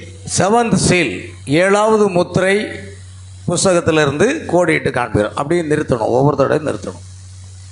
அடுத்தது. No true prophet would be worshipped or messenger of any kind. Amen. எந்த ஒரு உண்மை. 5th சீல், 5வது முத்திரையில 208வது பாராவில் தீர்க்கதரிசி சொன்ன காரியம். தீர்க்கதரிசியையும் எந்த ஒரு செய்தியாளரையும் யாரும் வணங்கக்கூடாது. பாருங்கள், தொழுகை என்பது தேவன் ஒருவருக்கு மாத்திரமே. ஆமென். தொழுகை என்பது கர்த்தராகிய இயேசு கிறிஸ்து ஒருவருக்கு தான். But to me as a person, William Branham or any other man or woman, to be the Lord Jesus Christ our Savior, that is an error. To make me the person of the Lord Jesus Christ would be an antichrist. And because of that, தமிழ்ல வரல. என்னை கர்த்தராகிய இயேசு கிறிஸ்து, அதாவது என்னை கர்த்தராகிய இயேசு கிறிஸ்து என்ன நபராக செய்கிறது அந்தி கிறிஸ்துவாக இருக்கிறது. சிஓடி கேள்விகளும் பதில்களும் 2:21 பாரா 88. Be the person of the Lord Jesus Christ would be an antichrist. And because of that, it forces me to say I'm leaving the ministry. Is because that there is something arose up amongst the people that's caused me to do it. That is that I have been taken from my bracket of a minister or a brother and been called Jesus Christ. And so called, and that would brand me as an antichrist. நான் ஊழியத்தை விட்டு விலகுகிறேன் என்று கூறும்படி நிர்பந்தப்படுத்தப்பட்டுள்ளேன். ஏனென்றால் ஜனங்கள் மத்தியில் ஒரு காரியம் எழும்பியுள்ளது. அதுவே நான் அவ்வாறு கூறும்படி செய்திருக்கிறது. அது என்னவெனில், நான் ஊழியக்காரன் அல்லது ஒரு சகோதரன் என்று அழைக்கப்படும் அடைப்புக்குறியிலிருந்து எடுக்கப்பட்டு இயேசு கிறிஸ்து என்று அழைக்கப்படுகிறேன். அவ்விதமாக என்னை அழைப்பது எனக்கு அந்தி கிறிஸ்து என்ற பட்டத்தை சூட்டிவிடும். அங்கே நிறுத்து, ஸ்டாப் பண்ணிடு. பாருங்கள், தலை நசுக்கப்பட்ட சர்ப்பம். இயேசு கிறிஸ்துவை பற்றின வெளிப்பாடு புஸ்தகத்தில் தலை நசுக்கப்பட்ட சர்ப்பம், அதில் பாரா 25 தீர்க்கதரிசி சொன்னதை கோடிட்டு காண்பிக்கிறாங்க. பார்த்தீங்களா? அது என்னவெனில், நான் ஊழியக்காரன் அல்லது ஒரு சகோதரன் என்று அழைக்கப்பட அடைப்புக்குறியிலிருந்து எடுக்கப்பட்டு இயேசு கிறிஸ்து என்று அழைக்கப்படுகிறேன். அவ்விதமாக என்னை அழைப்பது என்னை அந்தி கிறிஸ்து என்ற பட்டத்தை சூட்டிவிடும். அவ்விதமாக என்னை அழைப்பது எனக்கு அந்தி கிறிஸ்து என்ற பட்டத்தை சூட்டிவிடும். And I'll meet God as a quitter before I would meet him as an antichrist to take away from him. நான் அவரை ஒரு அந்தி கிறிஸ்துவாக சந்தித்து அவரை விட்டு அகற்றப்படுவதற்கு முன்னர் ஊழியத்தை விட்டு விலகி ஓடி போனவனாகவே சந்திக்க விரும்புகிறேன். தலை நசுக்கப்பட்ட சர்ப்பம், இயேசு கிறிஸ்துவை பற்றிய வெளிப்படுத்தல் 5வது பாகத்தில் தலை நசுக்கப்பட்ட சர்ப்பம் என்று பாரா 25 நான் அவரை ஒரு அந்தி கிறிஸ்துவாக சந்தித்து அவரை விட்டு அகற்றப்படுவதற்கு முன்னர் ஊழியத்தை விட்டு விலகி ஓடி போனவனாகவே சந்திக்க விரும்புகிறேன். All kinds of letters that's come in the last few days and calls from different places. So saying that I was Christ. நான் கிறிஸ்து என்று கூறுகிறதான எல்லா விதமான கடிதங்களும் தொலைபேசி அழைப்பு மூலம் கூறுவதும் கடந்த சில நாட்களில் எனக்கு வந்துள்ளன. Brethren, That is a horrible, disgraceful, ungodly lie of the devil. See? I am your brother. சகோதரரே, அது பிசாசினுடைய பயங்கரமான வெட்கக்கேடான தேவ பக்தியற்ற ஒரு பொய்யாகும். ஆமென். நான் கிறிஸ்து என்று கூறுகிறதான எல்லா விதமான கடிதங்களும் தொலைபேசி அழைப்பின் மூலமாக வந்திருக்கிறது. ஆனால் சகோதரரே, அது பிசாசுனுடைய, நல்ல கவனிங்க, பிரணாம் கிறிஸ்து என்ற போதகம் யாருடையது? பிசாசுனுடையது. அது பிசாசுனுடைய பயங்கரமான வெட்கக்கேடான தேவபக்தியற்ற ஒரு பொய்யாகும். ஆமென். எத்தனை பேர் ஆமென் சொல்ல போறீங்க? சரி, அடுத்தது புரிகின்றதா? நான் உங்களுடைய சகோதரன் என்பதை புரிந்து கொள்ளுங்கள். Now, that would run any person from the field.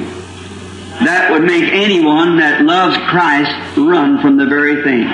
அவ்விதமாக கூறுவது கிறிஸ்துவை நேசிக்கிற எந்த ஒருவனையும் ஊழியத்தை விட்டு ஓடிப்போக செய்துவிடும். நான் உங்களுடைய சகோதரன் என்று புரிந்து கொள்ளுங்கள். தீர்க்கதரிசி தன்னை தீர்க்கதரிசி என்று கூட அழைக்க விரும்பல அவர். அநேக ரெவரண்ட்லாம் அவரை சொல்றாங்க, ஆனால் அவர் விரும்பல. அவர் எதை விரும்புகிறாரு? சகோதரன் என்ற என்னை நீங்கள் அழைக்க விரும்பினால் சகோதரன் என்று அழையுங்கள் என்று அவர் சொல்றார். பாருங்க, இவ்வளவு தெளிவாக பிரசங்கம் பண்ணிட்டோம், முட்டாள்தனமான குற்றச்சாட்டுகளை பேசுகிறார்களே, இவர்கள் நியாய தீர்ப்பிலிருந்து தப்ப முடியும் என்று நினைக்கிறீர்களா? உங்களை பொய்யாய் குற்றஞ்சாட்டினால் நீங்கள் பாக்கியவான்களாய் இருப்பீர்கள். ஆனால் நியாய தீர்ப்பு நாளிலே அவர்களுக்கு நேரிட போகிறது பயங்கரமாக இருக்கும் என்று இயேசு சொல்லியிருக்கிறார். தலை நசுக்கப்பட்ட சர்ப்பம் இயேசு கிறிஸ்துவை பற்றிய வெளிப்படுத்தல் பாரா 30. அடுத்தது. And I stood still. People call me a prophet many times, because a prophet in the English Testament is just a preacher, a prophesier, foreteller of the word, and so forth. அநேக சமயங்களில் மக்கள் என்னை தீர்க்கதரிசி என்று அழைக்கும் போது அதை பற்றி நானோ ஒன்றும் சொல்லவில்லை. ஏனென்றால் ஆங்கில மொழிபெயர்ப்பு, அதாவது புதிய ஏற்பாட்டில் தீர்க்கதரிசி என்பது ஒரு பிரசங்கி என்றும் தீர்க்க தரிசனம் உரைப்பவன் என்றும் வார்த்தையை முன்னுரைப்பவன் என்றும் பொருள்படும். I'd stand for that, because you could just kind of push that down. But when it comes to be calling anointed Christ or something, that was too much for me. So I just couldn't stand that. அப்படி அழைத்த பொழுது நான் ஓடி போய்விடவில்லை. ஏனென்றால் அதையெல்லாம் நாம் சகித்துக் கொள்ளலாம். ஆனால் அபிஷேகம் பண்ணப்பட்ட கிறிஸ்து என்று அழைக்கப்படும் நிலைக்கு வரும்பொழுது அது என்னால் தாங்கிக் கொள்ள முடியாத காரியமாக இருக்கிறது. எனவே என்னால் அதை சகித்துக் கொள்ள முடியவில்லை. தலை நசுக்கப்பட்ட சர்ப்பம் இயேசு கிறிஸ்துவை பற்றிய வெளிப்படுத்தல் என்ற செய்தியில் கேளுங்க. என்னை கிறிஸ்து என்று சொல்லப்படுகிற அந்த காரியம் வரும்பொழுது நான் அதை ஃப்ரெண்டில் கொண்டாப்பா யோசிக்கிறேன். அப்படி அழைத்த பொழுது நான் ஓடி போய் விடவில்லை. ஏனெல்லாம் அதையெல்லாம் சகித்துக் கொள்ளலாம். என்னை தீர்க்கதரிசின்னு சொன்னால் கூட சகித்துக் கொள்ளலாம். ஆனால் அபிஷேகம் பண்ணப்பட்ட கிறிஸ்து அல்லது இவர் அல்பா இவர் ஒமேகா என்று அழைக்கப்படும் நிலைக்கு வரும்பொழுது அது என்னால் தாங்கிக் கொள்ள முடியாத காரியமாக இருந்தது. பாருங்க, தீர்க்கதரிசி தன்னுடைய மனைவி ஆஸ்பத்திரியில் அனுமதிக்கப்பட்டு மரணத்தை தழுவினாள். தன்னுடைய சிறிய மகள் ஷாரோன் மரணத்தை அது ஆஸ்பத்திரியில் அனுமதிக்கப்பட்டு அந்த கொடிய நோயினால் மரித்து போனால் அதை கூட அவர் தாங்கி கொண்டார். ஆனால் இயேசு கிறிஸ்துக்கு என்னை சமமாக சொல்லுவதை என்னால் என்ன செய்ய முடியாது, தாங்கிக் கொள்ளவே முடியாதுங்கிறார். அப்போ இவ்வளோ மோசமான நிலைக்கு கொண்டு வந்தவன் யாரு? யாருங்க? பிரணாம் கிறிஸ்து கூட்டம். பிரணாம் கிறிஸ்து காட்டும் உயிரோடு இருக்கிற தீர்க்கதரிசியை சாகடிக்கிற கூட்டம். அதுதான் தமிழ் சவுண்டு டாக்டர்னு சொன்னாங்க. திருத்துவத்துவம் கூட பரவாயில்லன்னு சொல்லலாம். ஆனால் இது அதோட மோசம். ஒரு ஊழியக்காரருடைய மனதை புண்படுத்தி அவரை சாக வைக்கக்கூடிய ஒரு பிசாசு அது. அல்லேலூயா. கவனிங்க, என்னால் அதை சகித்துக் கொள்ள முடியவில்லை. Now remember, I am not Jesus Christ. I am your brother, a sinner saved by grace. I'm like you are. Pass பண்ணு. நான் இயேசு கிறிஸ்து அல்ல என்பதை ஞாபகம் கொள்ளுங்கள். நான் உங்கள் சகோதரன், கிருபையினால் ரட்சிக்கப்பட்ட ஒரு பாவி. உங்களைப் போல நானும் ஒருவன். A greater than Solomon is here now. சாலமோனிலும் பெரியவர் இப்பொழுது இங்கே இருக்கிறார் என்ற செய்தியிலே பாரா 220. Brother, a sinner saved by grace. I'm like you are. And remember, if you've ever believed me, if you've ever believed me to be a servant of Christ, remember that is an error. It's falsely, thus saith the Lord. It is wrong, have nothing to do with it. I am your brother. Let us bow our heads. நீங்கள் என்னை விசுவாசிப்பீர்களாயின் நினைவிருக்கட்டும், நீங்கள் என்னை ஒரு கிறிஸ்துவின் ஊழியக்காரன் என்று விசுவாசிப்பீர்களாயின் அப்பொழுது ஞாபகம் இருக்கட்டும். அது என்னவெனில், அப்போதகம் தவறானதாக இருக்கிறது, அது பொய்யானதாக இருக்கிறது. கர்த்தர் உரைக்கிறதாவது அது தவறானதாக இருக்கிறது. அப்படிப்பட்டதோடு எவ்வித சம்பந்தமும் வைத்துக் கொள்ளாதீர்கள். நான் உங்களுடைய சகோதரன். எல்லாம் பேனா பண்ண. அல்லேலூயா. கவனிங்க. Praise Lord. அல்லேலூயா. கவனிங்க. கொஞ்சம் ரிவர்ஸ் பண்ணி போடும். ஏன் அப்படின்னா இந்த பதிவு உலகம் முழுவதும் போகுது. பிரணாம கள்ளு தீர்க்கதரிசின்னு சொன்னவங்களுக்கு இது பதில் நான் கொடுக்கல. தீர்க்கதரிசி வாயினால் சொன்ன வார்த்தை. நீங்கள் என்னை விசுவாசிப்பீர்களானால் நினைவிருக்கட்டும், நீங்கள் என்னை ஒரு கிறிஸ்துவின் ஊழியக்காரன் என்று விசுவாசிப்பீர்களாயின் அப்பொழுது ஞாபகம் இருக்கட்டும். அது என்னவெனில், அப்போதகம் தவறானதாக இருக்கிறது, அது பொய்யானதாக இருக்கிறது. அது என்னவா இருக்கிறது? பொய்யானதாக இருக்கிறது. கர்த்தர் உரைக்கிறதாவது thus saith the Lord, that is false doctrine. கர்த்தர் உரைக்கிறதாவது அது தவறானதாக இருக்கிறது. அப்படிப்பட்டதோடு எவ்வித சம்பந்தமும் வைத்துக் கொள்ளாதீர்கள். நான் உங்கள் சகோதரன். அதே இயேசு கிறிஸ்துவை பற்றி வெளிப்படுத்தல் தலை நெசுக்கப்பட்ட சர்ப்பம் 44. கவனிங்க. கர்த்தர் உரைக்கிறதாவது அது தவறானதாக இருக்கிறது. அப்படிப்பட்டதோடு எவ்வித சம்பந்தமும் வைத்துக் கொள்ளாதீர்கள். நான் உங்களுடைய சகோதரன். சகோதரர் பிரெனாம் அவர்கள் சத்தியத்திற்காக நின்று இயேசுவே தேவன் என்று பிரசங்கித்து தேவனால் வல்லமையாய் பயன்படுத்தப்பட்ட ஒரு தேவ மனிதன் ஆவார். அவர் தன்னை எங்கும் கிறிஸ்து என்று பறைசாற்றியதில்லை. அறிந்து கொள்ளுங்கள், புரிந்து கொள்ளுங்கள். கர்த்தர் உங்களை ஆசீர்வதிப்பாராக. அல்லேலூயா. கேட்டீங்களா? எங்கேயாவது அவர் தன்னை கிறிஸ்துன்னு சொன்னாரா? தன்னை இயேசு கிறிஸ்துன்னு சொன்னாரா? அவர் வாயினால் பிரசங்கிக்கப்பட்ட வார்த்தையை சொல்லிட்டோம். ஆமென். இதை பார்த்தாவது திருந்துவாங்களா திருந்த மாட்டாங்களா தெரில. ஒரு கூட்ட ஜனங்களை நீ நரகத்துக்கு நேராக வழிநடத்திக்கிட்டு இருக்கிறீங்க. ஆமென். உங்களுக்கு சத்தியம் தெரியலன்னா வாயை மூடிட்டு சும்மா இருக்கணும். அல்லேலூயா. வார்த்தைக்கு விரோதமாக பேசக்கூடாது, யாராக இருந்தாலும் சரி.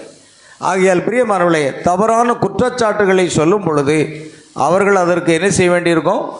பதில் கூறித்தான் ஆக வேண்டும். சத்தியம் டிவியே, நீ இதற்கு பதில் கூறித்தான் ஆக வேண்டும் அப்படின்னு அந்த அருமையான சகோதரர் சொல்கிறார். அல்லேலூயா. அதே போன்று தான் பிரியமானவர்களே, வேதாகமத்தில் நாம் ரோமருக்கு எழுதின நிருபம் 7ஆம் அதிகாரத்தில் நாம் வாசிக்கும் பொழுது அங்கு வேதம் என்ன சொல்லுகிறது என்றால் 7 என்று தான் நினைக்கிறேன். 7 தானா? இவர்களை, அதாவது யாரையும் குற்றப்படுத்தக்கூடாது என்று சொல்லப்பட்டிருக்கிறது. ஏதோ 5ஆம் அதிகாரமா? ரோமர் 2ஆம் அதிகாரம் 1ஆம் வசனம். ஆகையால் மற்றவர்களை குற்றவாளியாக தீர்க்கிறவனே, நீ யாரானாலும் சரி, பாருங்க, நீ யாரானாலும் சரி, நல்லா கவனிக்கணும். மற்றவர்களை குற்றவாளி, அவர் வாயினால பேசின ஆங்கில செய்தியை தமிழில் மொழிபெயர்த்திருக்காங்க. ஆமென்.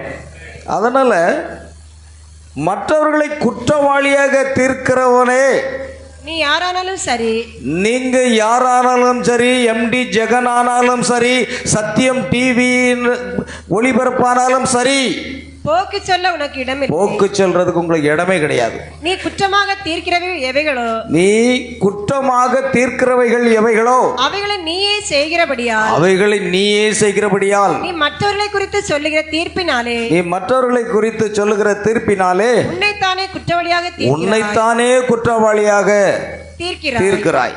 இப்படிப்பட்டவர்களை செய்கிறவர்களுக்கு தேவனுடைய நியாய தீர்ப்பு சத்தியத்தின்படியே இருக்கிறது. இப்படிப்பட்டவைகளை செய்கிறவனுக்கு தேவனுடைய நியாய தீர்ப்பு சத்தியத்தின்படியே இருக்கிறது என்று அறிந்திருக்கிறோம். ஆமென், அல்லேலூயா. இப்படிப்பட்டவைகளை செய்கிறவர்களை குற்றவாளிகள் என்று தீர்த்தும் அவைகளை செய்கிறவனே தேவனுடைய நியாய தீர்ப்பு தப்பித்துக் கொள்ளலாம் என்று நீ தேவனுடைய நியாய தீர்ப்பு தப்பித்துக் கொள்ளலாம் என்று நினைக்கிறாயா? அல்லது ஒரு தேவனுடைய மனுஷனை மல்கியா 4:5-6 படி, வெளிப்படுத்தல் 10:6 படி தேவனால் அனுப்பப்பட்ட தீர்க்கதரிசியை, தேவ மனிதனை கள்ள தீர்க்கதரிசி என்று சொல்லுகிறீர்களா? நீங்கள்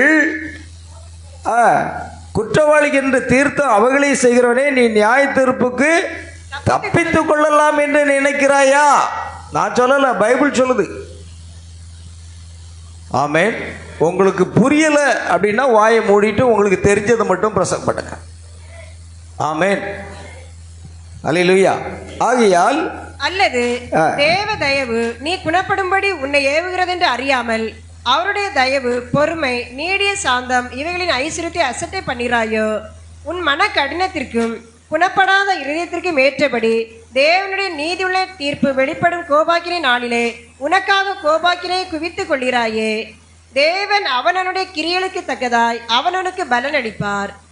அவனவனுடைய கிரியைகளுக்கு தக்கதாய் அவனவனுக்கு பலன் அளிப்பார். உங்களுக்கு புரியலையா? அதை பற்றி பேசாதீங்க.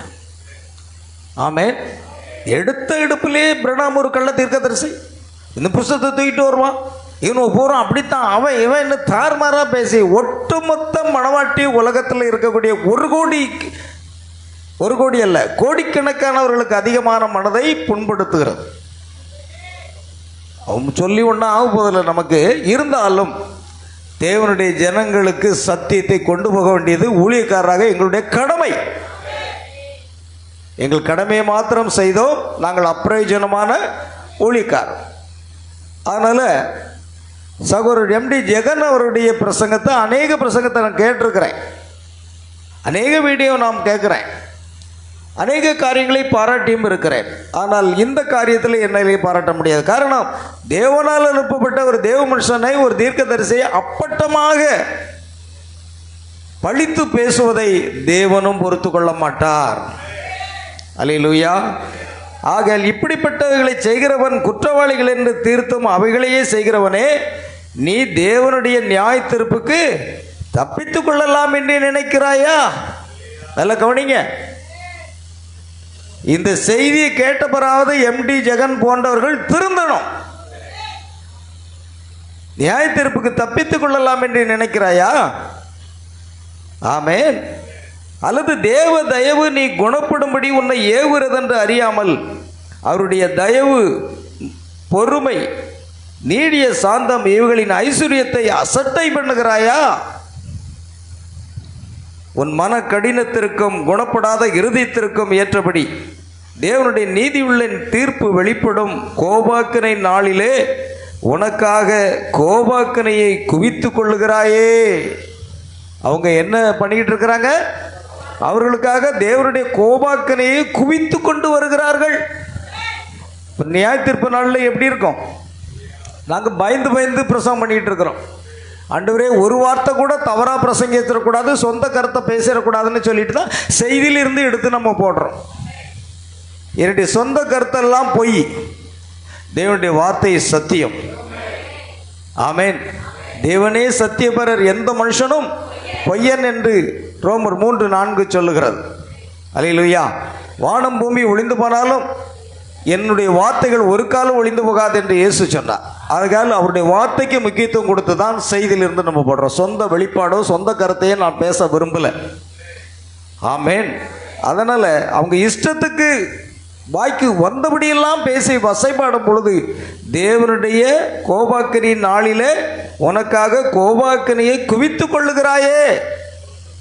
நானா திட்டுனேன்? எழுதியிருக்கு பைபிள். இப்படிப்பட்டவங்களுக்கு தான் இந்த வசனம்.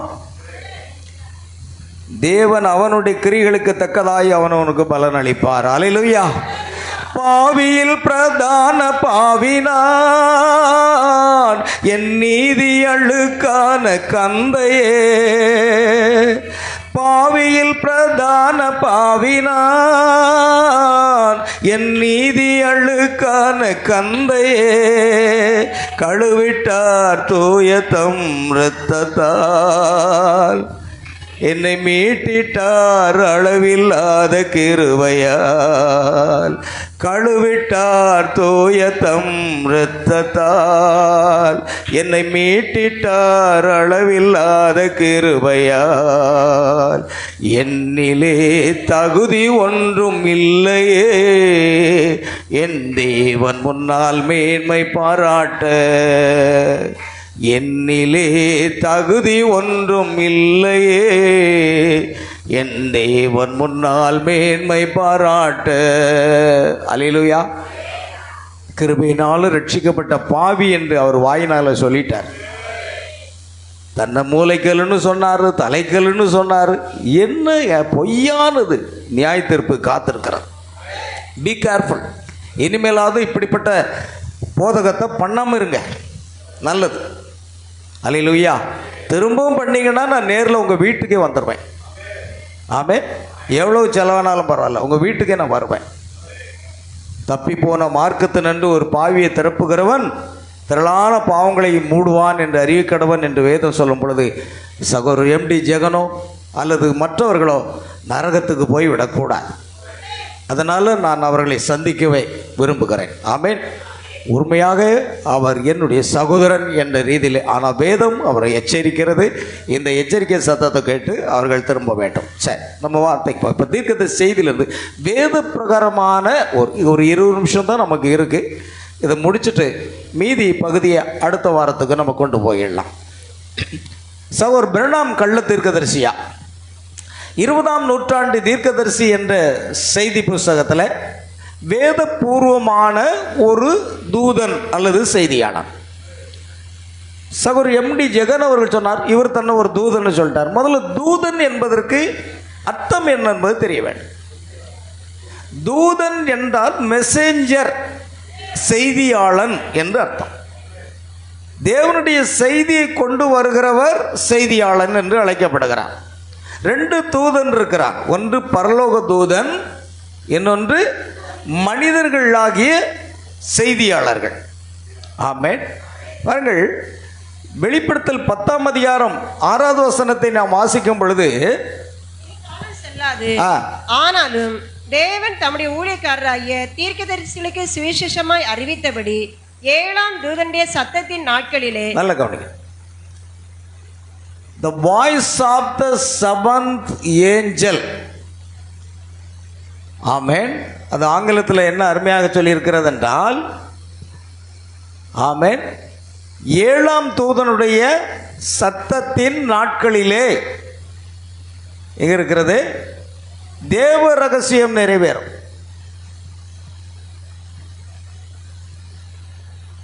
But in the days of the voice of the 7th angel, when he shall begin to sound, the mystery of God should be finished. Hallelujah. கவனிங்க. But in the days of the voice angel, 7வது செய்தியாளனுடைய தூதனுடைய சத்தத்தின் நாட்கள். இங்கே கவனிங்கள், days என்றால் நாட்கள். யாருக்கு நாட்கள் உண்டு? மனிதர்களாகிய நமக்கு தான் நாட்கள் உண்டு. தேவ தூதர்களுக்கு என்ன கிடையாது? நாட்களும் கிடையாது. ஆமென். அவர்களுக்கு நாட்களும் கிடையாது, வயசு கூடவும் செய்யாது. எப்பொழுதும் அதே போன்றுதான் இருப்பார்கள். அப்போ இது 7ஆம் தூதனுடைய சத்தத்தின் நாட்கள் என்று சொன்னால் அது மனித செய்தியாளர் என்று தான் அர்த்தம். ஆமென்.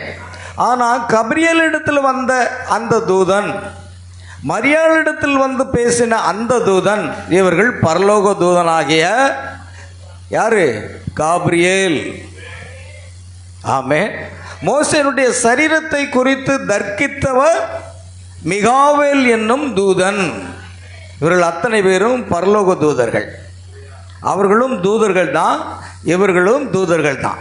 மல்கியா 2ஆம் அதிகாரம் 7ஆம் வசனம் அப்படி சொல்லுகிறது. மல்கியா 2:7. ஆசாரியனுடைய உதடுகள் அறிவை காக்க வேண்டும், வேதத்தை அவன் வாயிலே தேடுவார்களே, அவன் சேனைகளுடைய கர்த்தரின் தூதன். For the priest's lips should keep knowledge, and they should seek the law at his mouth.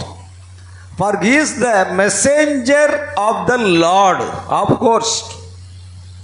He is the messenger of the Lord.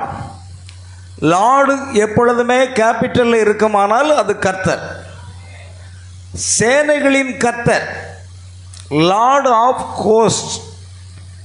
அவன் சேனைகளின் கர்த்தருடைய தூதன். ஹல்லேலூயா. அவன் லார்டுங்கிற வார்த்தை எப்போதும் மனசில் வைங்க. ஆங்கிலத்தில் வாசிக்கும்போது பெரிய கொட்டை எழுத்தில் இருக்குமானால் அது கர்த்தர் தாமே. LORDன்னு சிறிய எழுத்தில் இருந்தனா அது பிரபு என்று பழைய ஏற்பாட்டில் இருக்கும். கேனான் பிரபு, என்ன பிரபு, என்ன பிரபுனா அதுக்கும் லார்டு தான். ஆமென். அல்லேலூயா. பாருங்க, நீதிமன்றத்துக்கு போகனீங்கன்னா நீதிமன்றத்தில் வழக்காடும் பொழுது அவர்கள் என்ன சொல்வார்கள்? சொல்லுங்க. மை லார்ட் சொல்லுவாங்களா, சொல்ல மாட்டாங்களா? வழக்காடுகிற அந்த யாரு வழக்கறிஞர்கள் மை லார்ட் அப்படின்னு சொல்லிட்டு வாக்கு அதை எடுத்து வைப்பாங்க, வாதத்தை எடுத்து வைப்பாங்க. மை லார்டுன்னு தான் சொல்லுவாங்க. ஆனால் அந்த லார்டு சிறிய எழுத்து LORD. ஆனால் இது சேனைகளின் கர்த்தர். அல்லேலூயா. அதை எப்போதும் மனதில் வைத்தேன். கர்த்தருடைய தூதன் என்பதற்கும் கர்த்தருடைய தூதனானவர் என்பதற்கும் வித்தியாசம் இருக்கு. கர்த்தருடைய தூதன் என்றால் செய்தியாளன். ஆமென். கர்த்தருடைய தூதனானவர் அப்படின்னு சொன்னால் யாத்திராகமம் 3ஆம் அதிகாரத்தில் பற்றி எருகே முட்செடியின் நடுவிலிருந்து கர்த்தருடைய தூதனானவர் அவனுக்கு தரிசனமானார். அவன் கிட்ட வருகிறதை தேவன் கண்டார். பின்பு தேவன் மோசையோடு கர்த்தர் கண்டார். பின்பு மோசையோடு தேவன் பேசினார். பார்த்தீங்களா? அது தேவன். கர்த்தருடைய தூதனானவர் என்று எங்கெல்லாம் வருகிறதோ அது தேவனை குறிக்கிறது. சரி, இப்பொழுது கவனிப்போம். ஆகியால் வேதபூர்வமான ஒரு தூதன். இப்போ நம்ம என்ன செய்கிறோம்? பல அறிக்கைகளை பார்த்தோம், தவறான குற்றச்சாட்டுகளை பார்த்தோம். அதுக்கு சரியான பதிலை கொடுத்த தமிழ் சவுண்ட் டாக்டரின் என்ற குழுவினுடைய சாட்சிகளையும் நாம் பார்த்தோம். தீர்க்கதரிசியினுடைய செய்தியை அப்படியே எடுத்து அவர்கள் உரைத்தார்கள். அது நமக்கு ஒவ்வொருவருக்கும் பிரயோஜனமாக இருக்கிறது. அல்லேலூயா. அதையெல்லாம் நாம் பார்த்தோம். ஆனால் இப்பொழுது வேத வசனத்தின்படி இப்போ நம்ம எங்கே வரப்போகிறோம்? அதை நிரூபிக்க போகிறோம். வேத வசனத்தின்படி இந்த தூதன் உண்மையாகவே தேவனால் அழைக்கப்பட்ட தூதன் தானா? ஆமென். செய்தியாளனா? அப்போ அதை நம்ம பார்க்குறோம். முதலாம் சபையின் தூதன் யார் என்று நமக்கு உறுதியாக தெரியும் என்று கவனமுள்ள ஒரு வேத மாணாக்கன் ஒப்புக்கொள்ள வேண்டும். அது பவுல் தான் முதலாம் சபையினுடைய தூதன். அதுதான் எபேசு சபை. இரண்டாவது, அவன் வார்த்தையை தேவனிடத்திலிருந்து நேரடியாக பெற்று அதை ஜனங்களுக்கு கொண்டு வந்த தீர்க்கதரிசி. பாருங்க, பவுல் ஒரு பிரசங்கியாக இருக்கிறான், ஒரு அப்போஸ்தலனாக இருக்கிறான், ஒரு தீர்க்கதரிசியாகவும் இருக்கிறான். ஏன்னா பேதுருக்கு கிடைக்காத வெளிப்பாடு யாருக்கு வந்தது? பவுலுக்கு தான் வந்தது. நான் ஒரு மனுஷனால் கற்றதும் இல்லை, ஒரு மனுஷனால் பெற்றதும் இல்லை, இயேசு கிறிஸ்துவை எனக்கு அதை வெளிப்படுத்தினார். பாருங்கள், அவன் தேவனுடைய வார்த்தை கொண்டு வருகிறான். காரணம், அவன் ஒரு தீர்க்கதரிசி. எப்படி தீர்க்கதரிசின்னு நீங்கள் புரிந்து கொள்ளலாம். இல்லை, அப்போஸ்தலன் தானே சொல்லியிருக்கு, எப்படி தீர்க்கதரிசின்னு சொல்கிறீங்க அப்படின்னு சில பேர் கேட்கலாம். சரி, அது கரெக்டு. இல்லை, எப்படி நிரூபணம் ஆகிறது? தீர்க்கதரிசி சொல்கிறாரு, 1 தெசலோனிக்கர் 4:16 கர்த்தர் தாமே ஆரவாரத்தோடும் பிரதான தூண்டுடைய சத்தத்தோடும் தேவ காலத்தோடும் வானத்திலிருந்து இறங்கி வருவார். அது தீர்க்க தரிசனம் இல்லையா? ஒரு தீர்க்கதரிசி கர்த்தருடைய வருகை பற்றி பேசுகிறார். ஆனால் ஒன்று, முதலாம் சபையினுடைய தீர்க்கதரிசியாக பவுல் கர்த்தர் ஆரவாரத்தோடு பிரதான தூண்டுடைய சத்தத்தோடு தேவ எக்காலத்தோடு இறங்கி வருவார்னு சொல்லி தீர்க்கதரிசனம் உரைச்சிட்டு போயிட்டார். ஆனால் அதில் மறைந்திருக்கிற ரகசியம் அப்போஸ்தலனான பவுலுக்கு முதலாம் சபையின் காலத்தில் வெளிப்படுத்தலை. ஆனால் ஏழாம் சபையின் காலத்தில் தான் அது கர்த்தருடைய வருகை, ஆரவாரம், பிரதானத்துடைய சத்தம், தேவ எக்காலம், இந்த 3 ஊழியத்தையும் கர்த்தர் தாமே இறங்கி வந்து செய்வார். இந்த வெளிப்பாடு 7ஆம் தூதனுக்கு தான் வந்தது. அவர் தீர்க்கதரிசனம் உரைத்தார். ஏன்னா பைபிளில் ஒரு வசனம் இருக்கு, ஒரு ஆசாரியன் தீர்க்கதரிசனம் உரைக்கிறான் அல்லவா? அது எங்கே இருக்கிறது? இயேசு கிறிஸ்துவை பற்றி ஒரு ஆசாரியன் தீர்க்கதரிசனம் உரைக்கிறான் பாருங்க. என்ன உரைக்கிறான்? அநேக ஜனங்களுக்காக ஒரு மனிதன் மரிக்க வேண்டியதாக இருக்கிறது என்று அவன் சுயமாக சொல்லாமல் தீர்க்க தரிசனமாக சொன்னான் எழுதியிருக்கு. ஆமென். அது தீர்க்க தரிசனம். அந்த ஆசாரியன் என்ன செய்கிறான்? தீர்க்க தரிசனம் உரைக்கிறான். அநேக ஜனங்களுக்காக ஒரே மனிதன் என்ன செய்யணும்? மரிக்க வேண்டும் என்று தீர்க்க தரிசனமாக சொன்னாலாம், சுயமாக சொல்லலை. அப்போ அது தீர்க்க தரிசனமாக இருந்தது. ஆனால் அதனுடைய ரகசியம் அவனுக்கு தெரியாது. அதே போல் பவுல் தீர்க்கதரிசனம் உரைத்தார் என்றால் அந்த ரகசியம் அப்பொழுது வெளிப்படுத்தலை. ஏன்னா 7ஆம் தூதனுடைய சத்தத்தின் நாட்களிலே அவன் எக்காலம் ஓத போகிறது, தேவ ரகசியம் நிறைவேறும். அதுதான் முக்கியம். அது என்னன்னு நம்ம புரிஞ்சிட்டோம். அநேகர் இன்னும் மனுஷகுமாரன் வரல, இன்னும் பலமுள்ள தூதன் வரல, இன்னும் இந்த 3 ஊழியத்தை பற்றியே தெரியாது. கடைசி கால செய்தியில் இருக்கிறவங்களுக்கு கூட தெரியாது. ஆரவாரம், பிரதானத்துடைய சத்தம், தேவ எக்காலம், இந்த 3ஐயும் அவர் எங்கே செய்யணும்? இந்த பூமியில செய்யணும். கர்த்தர் பலமுள்ள தூதனாக இறங்கி வந்து கர்த்தர் தாமே, the Lord himself descend, கர்த்தர் தாமே இறங்கி வந்து 3 ஊழியத்தை செய்யணும். அதுதான் இப்பொழுது நடந்து கொண்டிருக்கிறது. இங்கே ஒன்றும் நாங்கள் என்ன பண்ண மாட்டோம், என்ன சொல்றது, அது மாய்மலம் பண்ண மாட்டோம். இங்கே மாய்மலம் கிடையாது. ஆமென். அடுத்தது என்ன கிடையாதுன்னா சமரசத்துக்கு இடம் இல்லை. இங்கே என்ன கிடையாது? நீ கோவப்பட்டு சபை விட்டு போனா போ, இல்லை வரணுன்னா வா, செய்தியை கேட்கணுன்னா கேளு, பரலோகத்துக்கு போகணுன்னா நீ ஆயத்தமாகு. அதுதான். காது உள்ளவன் எவனோ அதே சத்தம் இப்பொழுது தொலைத்துக் கொண்டிருக்கிறது. இந்த கடைசி நாட்களில் தேவனுடைய சத்தம் என்ற செய்தியில் தீர்க்கதரிசி சொல்றாரு. The fivefold ministry, 5 விதமான ஊழியத்தில் அழைக்கப்பட்ட தேவ ஊழியர்கள் மூலமாக மறுபடியும் அதே சத்தம், தேவனுடைய சத்தம் தொனித்துக் கொண்டிருக்கிறது. இங்க மாய்மாலம் பண்ணவும் முடியாது, சமரசம் பண்ண முடியாது. காது உள்ளவன் எவனோ அவன் கேட்க கடவன். அல்லேலூயா. கவனிங்க, அவன் ஒரு அப்போஸ்தலன். ஏனெனில் அவன் தேவனுடைய வார்த்தையை ஜனங்கள்கிட்ட கொண்டு சென்றவன். அதுவே அவனுடைய உறுதிப்படுத்தல். கலாத்தியர் 1:12 பாருங்க, அது உறுதிப்படுத்துகிறதா இருக்கு. அதை வார்த்தையை மனுஷனால் கற்றதும் இல்லை, இயேசு கிறிஸ்துவே அதை எனக்கு வெளிப்படுத்தினார். கலாத்தியர் 1:12 நான் ஒரு மனுஷனால கற்றதும் இல்லை, எந்த பைபிள் காலேஜில் போனதும் இல்லை, எங்கேயும் கற்றதில்லை, பெற்றதும் இல்லை. இயேசு கிறிஸ்து எனக்கு அதை வெளிப்படுத்தினார். காரணம், he is a prophet, அவர் ஒரு தீர்க்கதரிசி. ஆமென். அப்போஸ்தலன் அல்லது அனுப்பப்பட்டவன் என்று தொடர்ந்து அழைத்து கொண்டான். வரலாற்றை படிக்காமல் உண்மையில் சபை காலங்களின் தூதர்கள் யார் என்பதை வேத பிரகாரமாக மட்டும் நிர்ணயிப்பது கூடாத காரியம் என்பதை நாம் கண்டோம். ஆனால் ஒரு நிமிடம் பொறுங்கள், லவோதிக்கேயா சபையின் தூதன் யார் என்பதை நமக்கு சாடையாக காட்டும் மறைபொருளை ஒரு பகுதி வெளிப்படுத்தின விசேஷ புத்தகத்தில் உள்ளது. முதலாம் சபையின் தூதன் யார் என்பதை தேவன் நமக்கு திட்டவட்டமாக அறிவித்தது போலவே கடைசி காலத்தின் தூதன் யார் என்பதையும் நமக்கு திட்டவட்டமாக அறிவிக்கக்கூடும். அவர் அறிவிக்கவும் செய்வார். பவுல் ஆவியில் செய்த பிழையற்ற ஊழியத்தின் மூலம் உறுதிப்படுத்தப்பட்டார். அதனால்தான் பவுல் பிரசங்கிக்கிறார், நாங்கள் பிரசங்கித்த இந்த சுவிசேஷத்தை அல்லாமல் நாங்களாவது வானத்திலிருந்து வருகிற வேறொரு தூதனாவது வேறொரு சுவிசேஷத்தை பிரசங்கித்தால் அவன் சபிக்கப்பட்டவனாக இருக்க கடவன் சொன்னார். அந்த வசனத்தை அந்த குற்றஞ்சாட்டுன சகோதரர் சொன்னார்.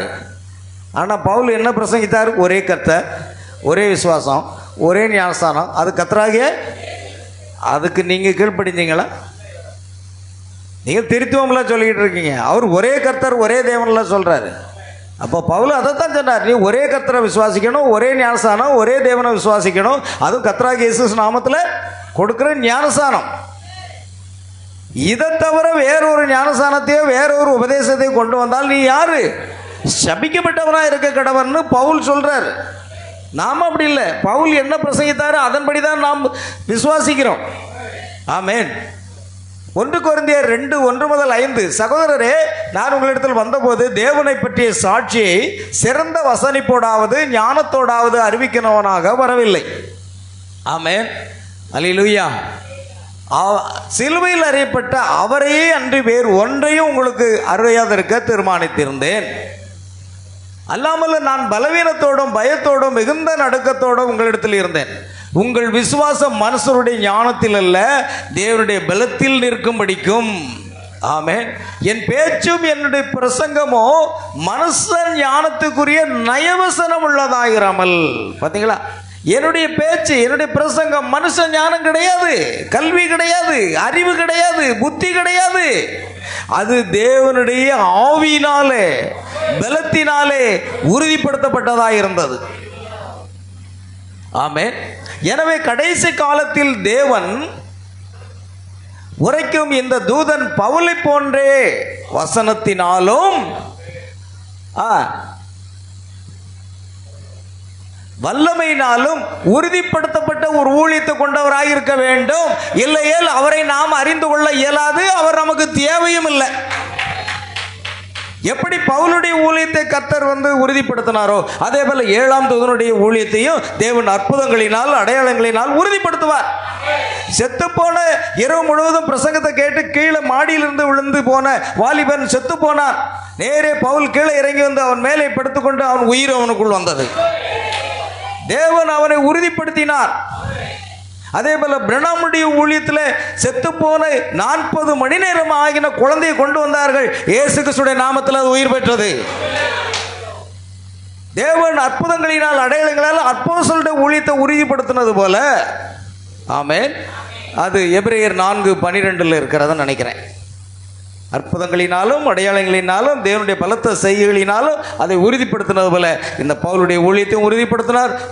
வில்லியம் பிரணாமுடைய ஊழியத்தையும் உறுதிப்படுத்தினார். அல்லேலூயா.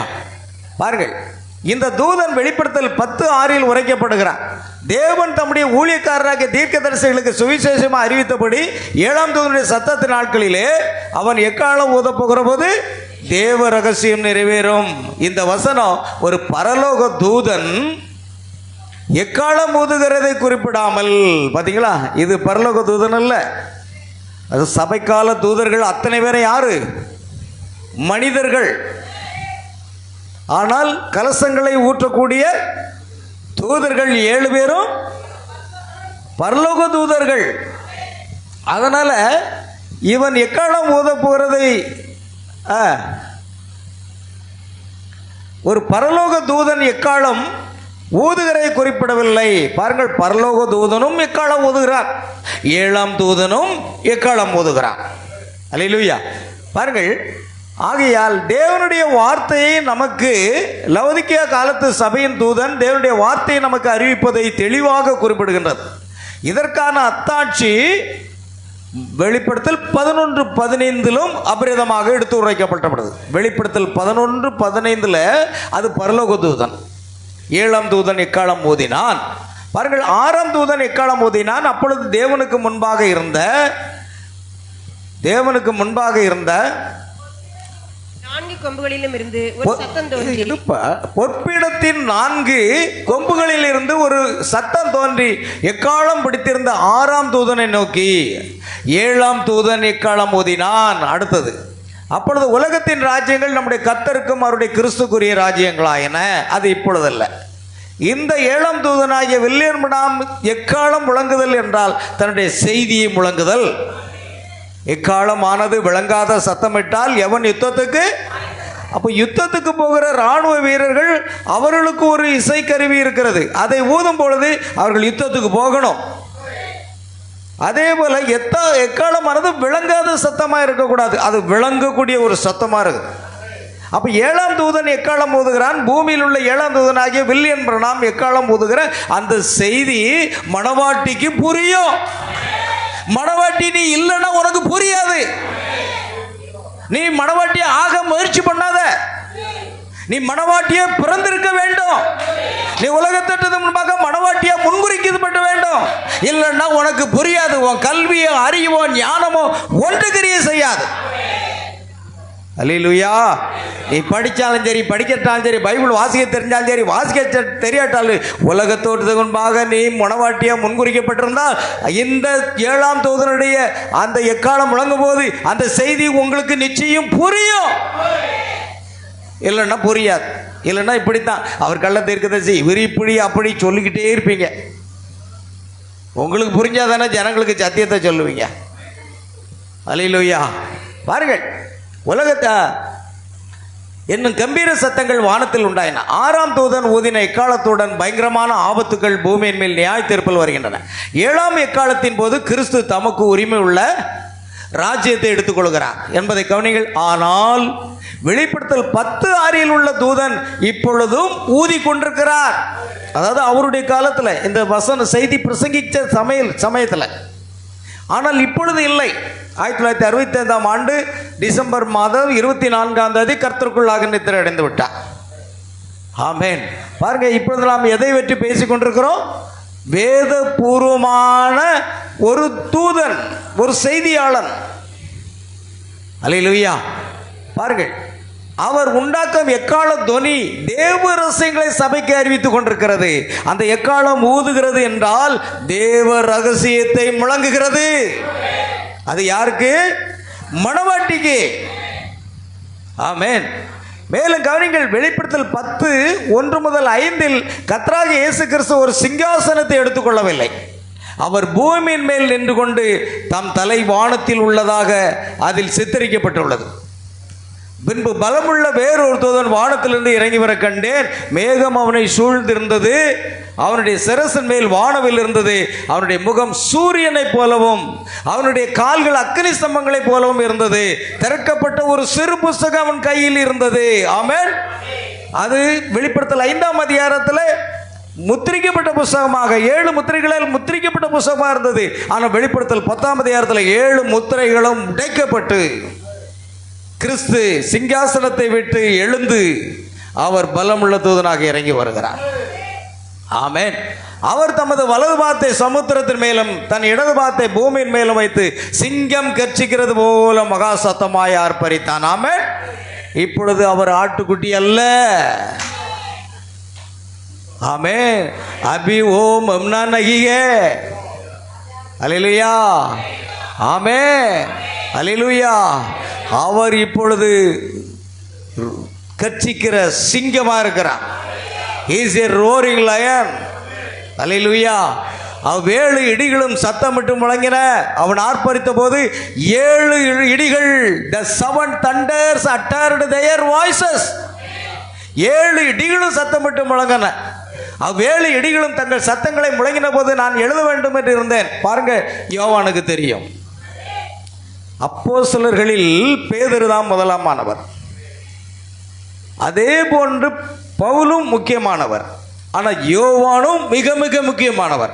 இந்த வெளிப்படுத்தின விசேஷத்தை எழுதினது முற்றிலும் யோவான். இந்த செய்தியை எழுதுவதற்கு அவன் எவ்வளவு பாடுகளை பத்மு என்னும் தீவில நாடு கடத்தப்பட்ட போது எண்ணெய் சட்டிகளை தூக்கி போட்டு. ஆமென். அதுதான் காரியம். எந்த அளவுக்கு நாம் கிறிஸ்துக்காக பாடுகளை அனுபவிக்கிறோமோ அந்த அளவுக்கு தேவன் நம்மை பயன்படுத்துவார். சும்மா பைபிள் காலேஜில் படிச்சுட்டு ஊழியத்துக்கு வந்துடக்கூடாது. அரை வயிறு, கால் வயிறு, பட்டினியா. ஆமென். உடுக்க சரியான ட்ரெஸ் இல்லாமல், ஒன்றும் இல்லாமல் கஷ்டப்பட்டு நீ கஷ்டம்னா என்ன என்று அறிந்து கொள்ளாமல் ஊழியத்துக்கு வர முடியாது. அல்லேலூயா. கவனிக்கணும். தங்கள் சத்தங்களை முளைப்பு. பாருங்கள், யோவானுக்கு அது தெரியும், அது அவனுக்கு சொல்லப்பட்டது. ஆனால் நீ அதை எழுத வேண்டாம். அதை எழுத போகிறார். எழுதியிருந்தால் முதலாம் சபையின் காலத்திலேயே இந்த ரகசியம் வெளிப்பட்டிருக்கும். ஆனால் அது அப்படி அல்ல. 7ஆம் தூதனுடைய சத்தத்தின் நாட்களில் அவன் எக்காலம் உதவர் தேவ ரகசியம் நிறைவேறும். அப்பொழுது 7 இடிமுழக்கங்கள் சொன்னவைகளை நீ எழுதாமல் முத்திரை போடு என்று வானத்திலிருந்து ஒரு சத்தம் உண்டாக கேட்டேன். சமுத்திரத்தின் மேலும் பூமியின் மேலும் நிற்கிறதாக நான் கண்ட தூதன் தன் கையை வானத்துக்கு நேராக உயர்த்தி, இதை நான் ஸ்தேவான் அப்போஸ்தலர் 7:47 51 வரைக்கும் உள்ள அந்த வார்த்தையில் நம்ம உரைத்தான் இல்லையா? சாலமோனே அவருக்கு ஆலயத்தை கட்டினான். ஆகிலும் உன்னதமானவர் கைகளினால் செய்யப்பட்ட ஆலயங்களில் வாசமாகிறார்.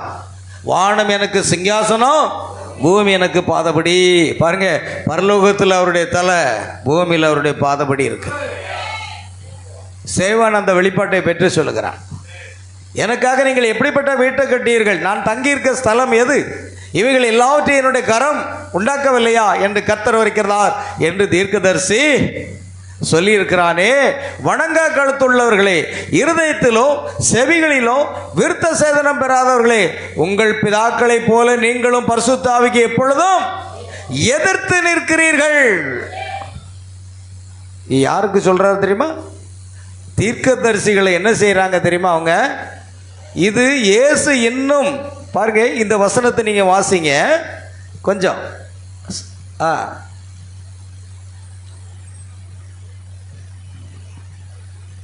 எங்கப்பா? வணங்கா கழுத்துள்ளவர்களே, செவிகளிலும் விருத்த சேதனம் பெறாதவர்களே. பாருங்க, ஸ்தேவான் என்ன சொல்றாரு? வணங்கா கழுத்துள்ளவர்களே, இருதயத்திலும் செவிகளிலும் விருத்த சேதனம் பெறாதவர்களே. இவ்வளவு அருமையாக தீர்க்கதரிசி வில்லியம் பிரான்ஹாம் என்னை தன்னை கிறிஸ்துன்னு சொல்றா, அது சபிக்கப்பட்ட ஆவின்னு சொல்றாரு. நான் கிருபையினால் ரட்சிக்கப்பட்ட பாவின்னு. இதை உங்களுக்கு கேட்கலன்னா நீங்க யாரு? வணங்கா கழுத்துள்ள ஜனங்கள் தான். சேவன் அதைத்தான் சொல்றாரு. உங்கள் இருதயங்களிலும் செவிகளிலும் விருத்த சேதனம் பெறாதவர்களே, உங்கள் பிதாக்களைப் போல நீங்களும் பரிசுத்த ஆவிக்கு எப்பொழுதும் எதிர்த்து நிற்கிறீர்கள். எப்பொழுதும் எதிர்த்து தான் நிற்கிறீங்க. பரிசுத்த ஆவியினால அனுப்பப்பட்ட ஒரு தீர்க்கதரிசியினுடைய செய்திக்கு எப்பொழுது நீங்க என்ன செய்றீங்க? எதிர்த்து தான் நிற்கிறீங்க. தீர்க்கதரிசிகளில் யாரை உங்கள் பிதாக்கள் துன்பப்படுத்தாமல் இருந்தார்கள்? தீர்க்கதரிசிகளை யாரை உங்கள் பிதாக்கள் துன்பப்படுத்தாமல் இருந்தார்கள்? நீதிபரருடைய வருகையை முன்னறிவித்தவர்களையும், நீதிபரராக இயேசு கிறிஸ்துவின் வருகையை முன்னறிவித்தவர்களையும் அவர்கள் கொலை செய்தார்கள். இப்பொழுதும் இயேசு கிறிஸ்துவின் இரண்டாம் வருகையை அறிவிக்கக்கூடிய வில்லியம் பிரான்ஹாமையும் அவர்கள் விபத்தின் மூலமாக கொலை செய்தார்கள். தீர்க்கதரிசிகளை யாரை உங்கள் பிதாக்கள் கொலை செய்யாமல் இருந்தார்கள்?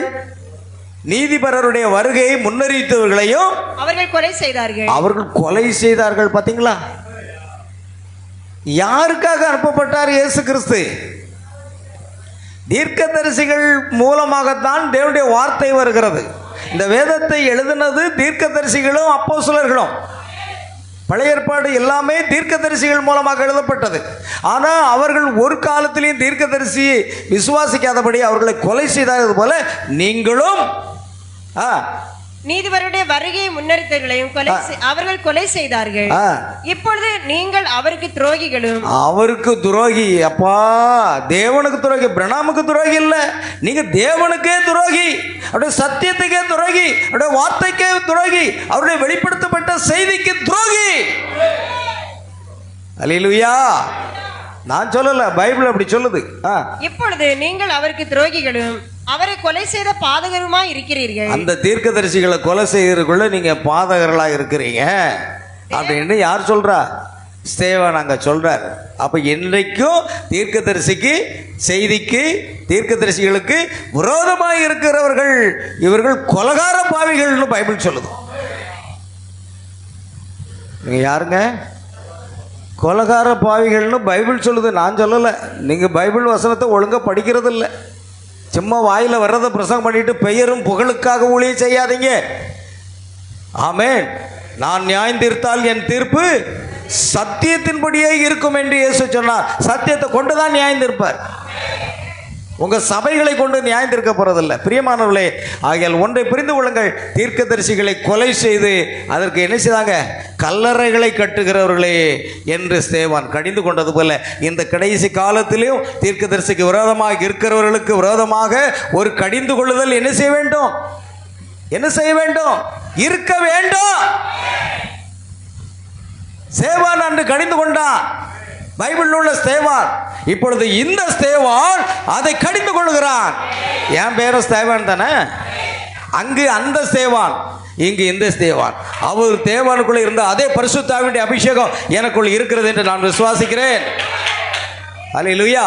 ஆகையால் அவர் கடிந்து கொண்டால் நானும் கடிந்து கொள்ளதான் முடியும். அது நான் அல்ல, சேவானுக்குள் இருந்த பரிசுத்த ஆவி எனக்குள்ளும் இருக்கிறபடியினால் அது தேவன் அதைத்தான் செய்வார். பிரியமானவர்களே, நாம் தொடர்ந்து அடுத்த வாரம் நாம் பார்க்கலாம். கர்த்தர் உங்களை ஆசீர்வதிப்பாராக. யாவரும் எழுந்திருப்போம்.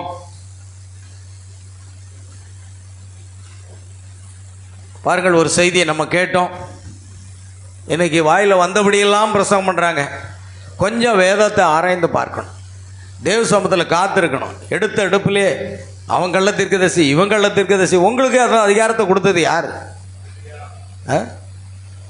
உங்கள் ஊழியத்தை நீங்கள் செய்ய வேண்டியதானே. அல்லேலூயா, ஆமேன், ஸ்தோத்திரம். கர்த்தாவே உமக்கு நன்றி. எல்லாரும் நாம் ஜெபிக்கலாம். ஆண்டவருக்கு மகிமை உண்டாகட்டும். அடுத்த வாரம் நாம் நிறைய காரியங்களை நம்ம பேச போகிறோம். இதை தொடர்ந்து இந்த செய்தியை நாம் கொண்டு போகிறதுக்காக. அல்லேலூயா, பிரைஸ் தி லார்ட் ஜீசஸ். நன்றி, நன்றி ஆண்டவரே. அநேக காரியங்களை நான் இன்னும் வைத்திருக்கிறேன்.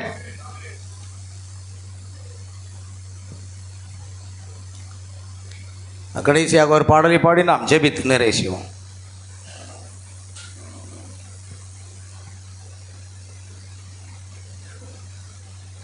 Praise the Lord Jesus. செய்தியை புரிந்து கொண்டீர்களா அருமையானவர்களே?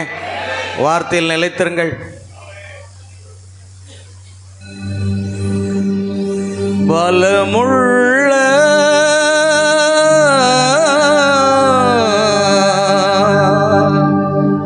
தூதன் வந்தீ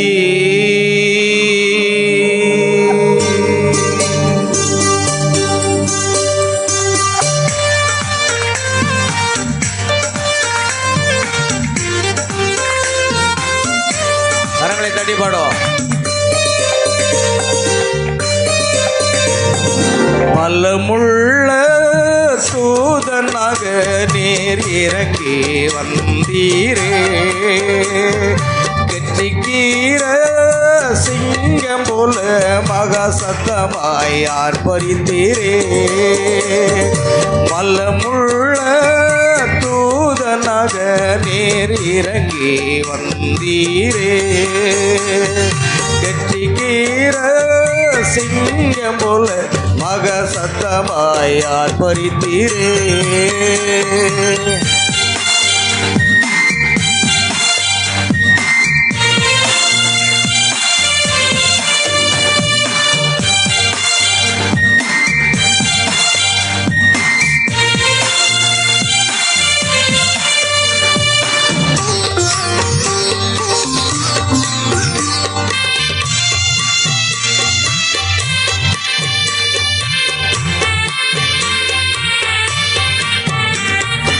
ஏழு இடிகள் முழங்கினதால் ஏழு சத்தங்கள் வெளிப்பட்டன.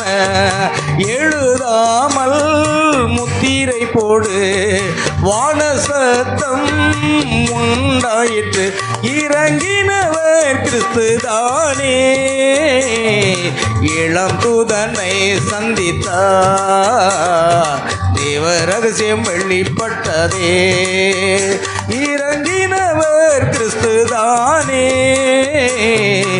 இளம் தூதனை சந்தித்தார், தேவ ரகசியம் வெளிப்பட்டதே.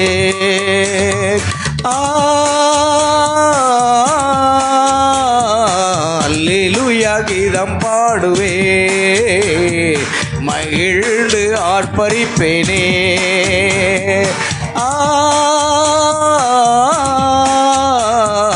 அல்லேலூயா கீதம் பாடுவே, மகிழ்ந்து ஆர்ப்பரிப்பேனே. மல்லமுள்ள தூதனாக நீர் இறங்கி வந்தீரே, கெட்டிக்கீர சிங்கம் போல மக சத்தமாய் ஆர்ப்பரித்தீரே.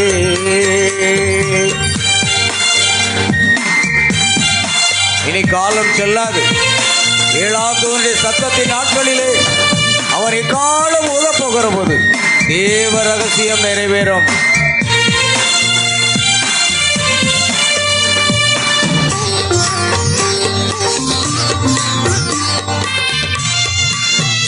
நான் அந்த சிறு புஸ்தகத்தை இவருடைய கையிலிருந்து வாங்கி அதை புசித்தேன். காலம் செல்லாது என்று உரைத்தார், தேவ ரகசியம் நிறைவேறிற்று. ஏழு முத்திரைகள் உடைத்து தந்தார், திறக்கப்பட்ட மீட்பின் புஸ்தகம் மணவாட்டி மணவாட்டியும் வாங்கி பூசித்தாள், தேனை போல மதுரமாயிற்றே, துள்ளி குதித்து ஆர்ப்பரித்தாளே. மணவாட்டியும் வாங்கி பூசித்தாள், தேனை போல மதுரமாயிற்றே, துள்ளி குதித்து ஆர்ப்பரித்தாளே.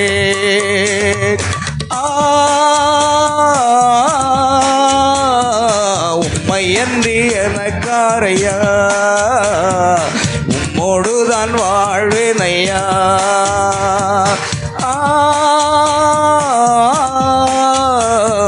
உம்மையன்றி எனக்காரையா, உம்மோடுதான் வாழ்வேனையா. மல்லமுள்ள தூதனாக நீர் இறங்கி வந்தீரே, கெட்டிக்கீர சிங்கம் போல மகா சத்தமாய் ஆர்ப்பரித்தீரே. நம்ம எல்லாரும் கரங்களை தட்டி கர்த்தரை மகிமைப்படுத்துமா. நன்றி அப்பா. பலமுள்ள தூதனாகிய கிறிஸ்துவே, கோடான கோடி ஸ்தோத்திரங்களை செலுத்துகிறோம். அன்பின் பரலோக பிதாவே, உங்க நன்றியோட துதிக்கிறப்பா.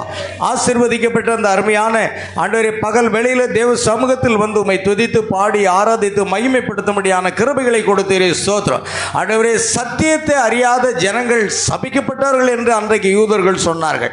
ஆமென் ஆண்டவரே. இவர்கள் சத்தியத்தை அறிந்தார்கள், ஒருபோதும் சத்தியத்தை கற்றாலும் ஆண்டவரே அதை கற்றுக்கொள்ளாத பெண்களுடைய வீட்டில் நுழைந்து அவர்களை வசப்படுத்திக் கொள்வார்கள் என்று எழுதியிருக்கிறது ஆண்டவரே.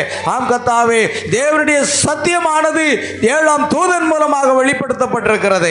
ஓ, மணவாட்டி அதை புரிந்து கொள்கிறார். மணவாட்டி அந்த செய்தியை கேட்டு ஆயத்தமாகி கொண்டிருக்கிறார். ஓ, மணவாளனை சந்திக்கும்படியாக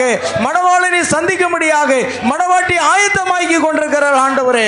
ஆம் கர்த்தாவே, சோத்திரிக்கிறோம். ஒரு நாள் நாங்கள் உம்மை இமைப்பொழுதிலே மர்வமாகி ஆகாயத்தில் உம்மை சந்திப்போம் என்ற விசுவாசத்தோடு தொடர்ந்து எங்கள் ஊழிய பயணங்கள், தொடர்ந்து எங்கள் விசுவாச ஜீவியங்கள் ஓடத்தக்கதாக, விசுவாசத்தை துவக்கிறவரும் முடிக்கிறவருமாகிய இயேசு கிறிஸ்துவை நோக்கி பொறுமையோடு கூட ஓடத்தக்கதாக எங்கள் ஒவ்வொருவருக்கு கிருபை தாருங்க, பலன் தாருங்க, வல்லமை தாருங்க, அபிஷேகம் தாருங்கப்பா. உம்முடைய நாம மகிமைப்படட்டும். இந்த ஆராதனையில் கலந்து கொண்ட ஒவ்வொரு சகோதர சகோதரிகள், பிள்ளைகள், குழந்தைகள் அனைவரையும் ஆசீர்வதிப்பாங்க.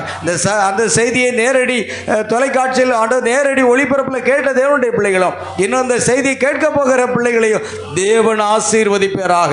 மாலை நடைபெறக்கூடிய ஜெபக்கூட்டம், வீட்டு ஜெபக்கூட்டத்தையும் கூட தேவன் தாமே ஆசீர்வதித்தாலும் இயற்கையை சாதகமாக்கி மழை பெய்யாதபடி காத்து ஆண்டவரே எங்கள் பிரயாணத்தில் உடைய சமூகம் கூட இருந்து ஆண்டவரே அந்த ஜெபக்கூட்டத்தில் பாடுகிற பாடல்கள், ஜெபங்கள், செய்தி எல்லாவற்றையும் ஆசீர்வதித்தாரும். சகல துதி கன மகிமை யாவற்றையும் செலுத்துகிறோம். கர்த்தராகிய இயேசு கிறிஸ்துவின் நாமத்தில் கேட்கிறோம் பிதாவே. என் ஆத்மாவே கர்த்தரை ஸ்தோத்ரி,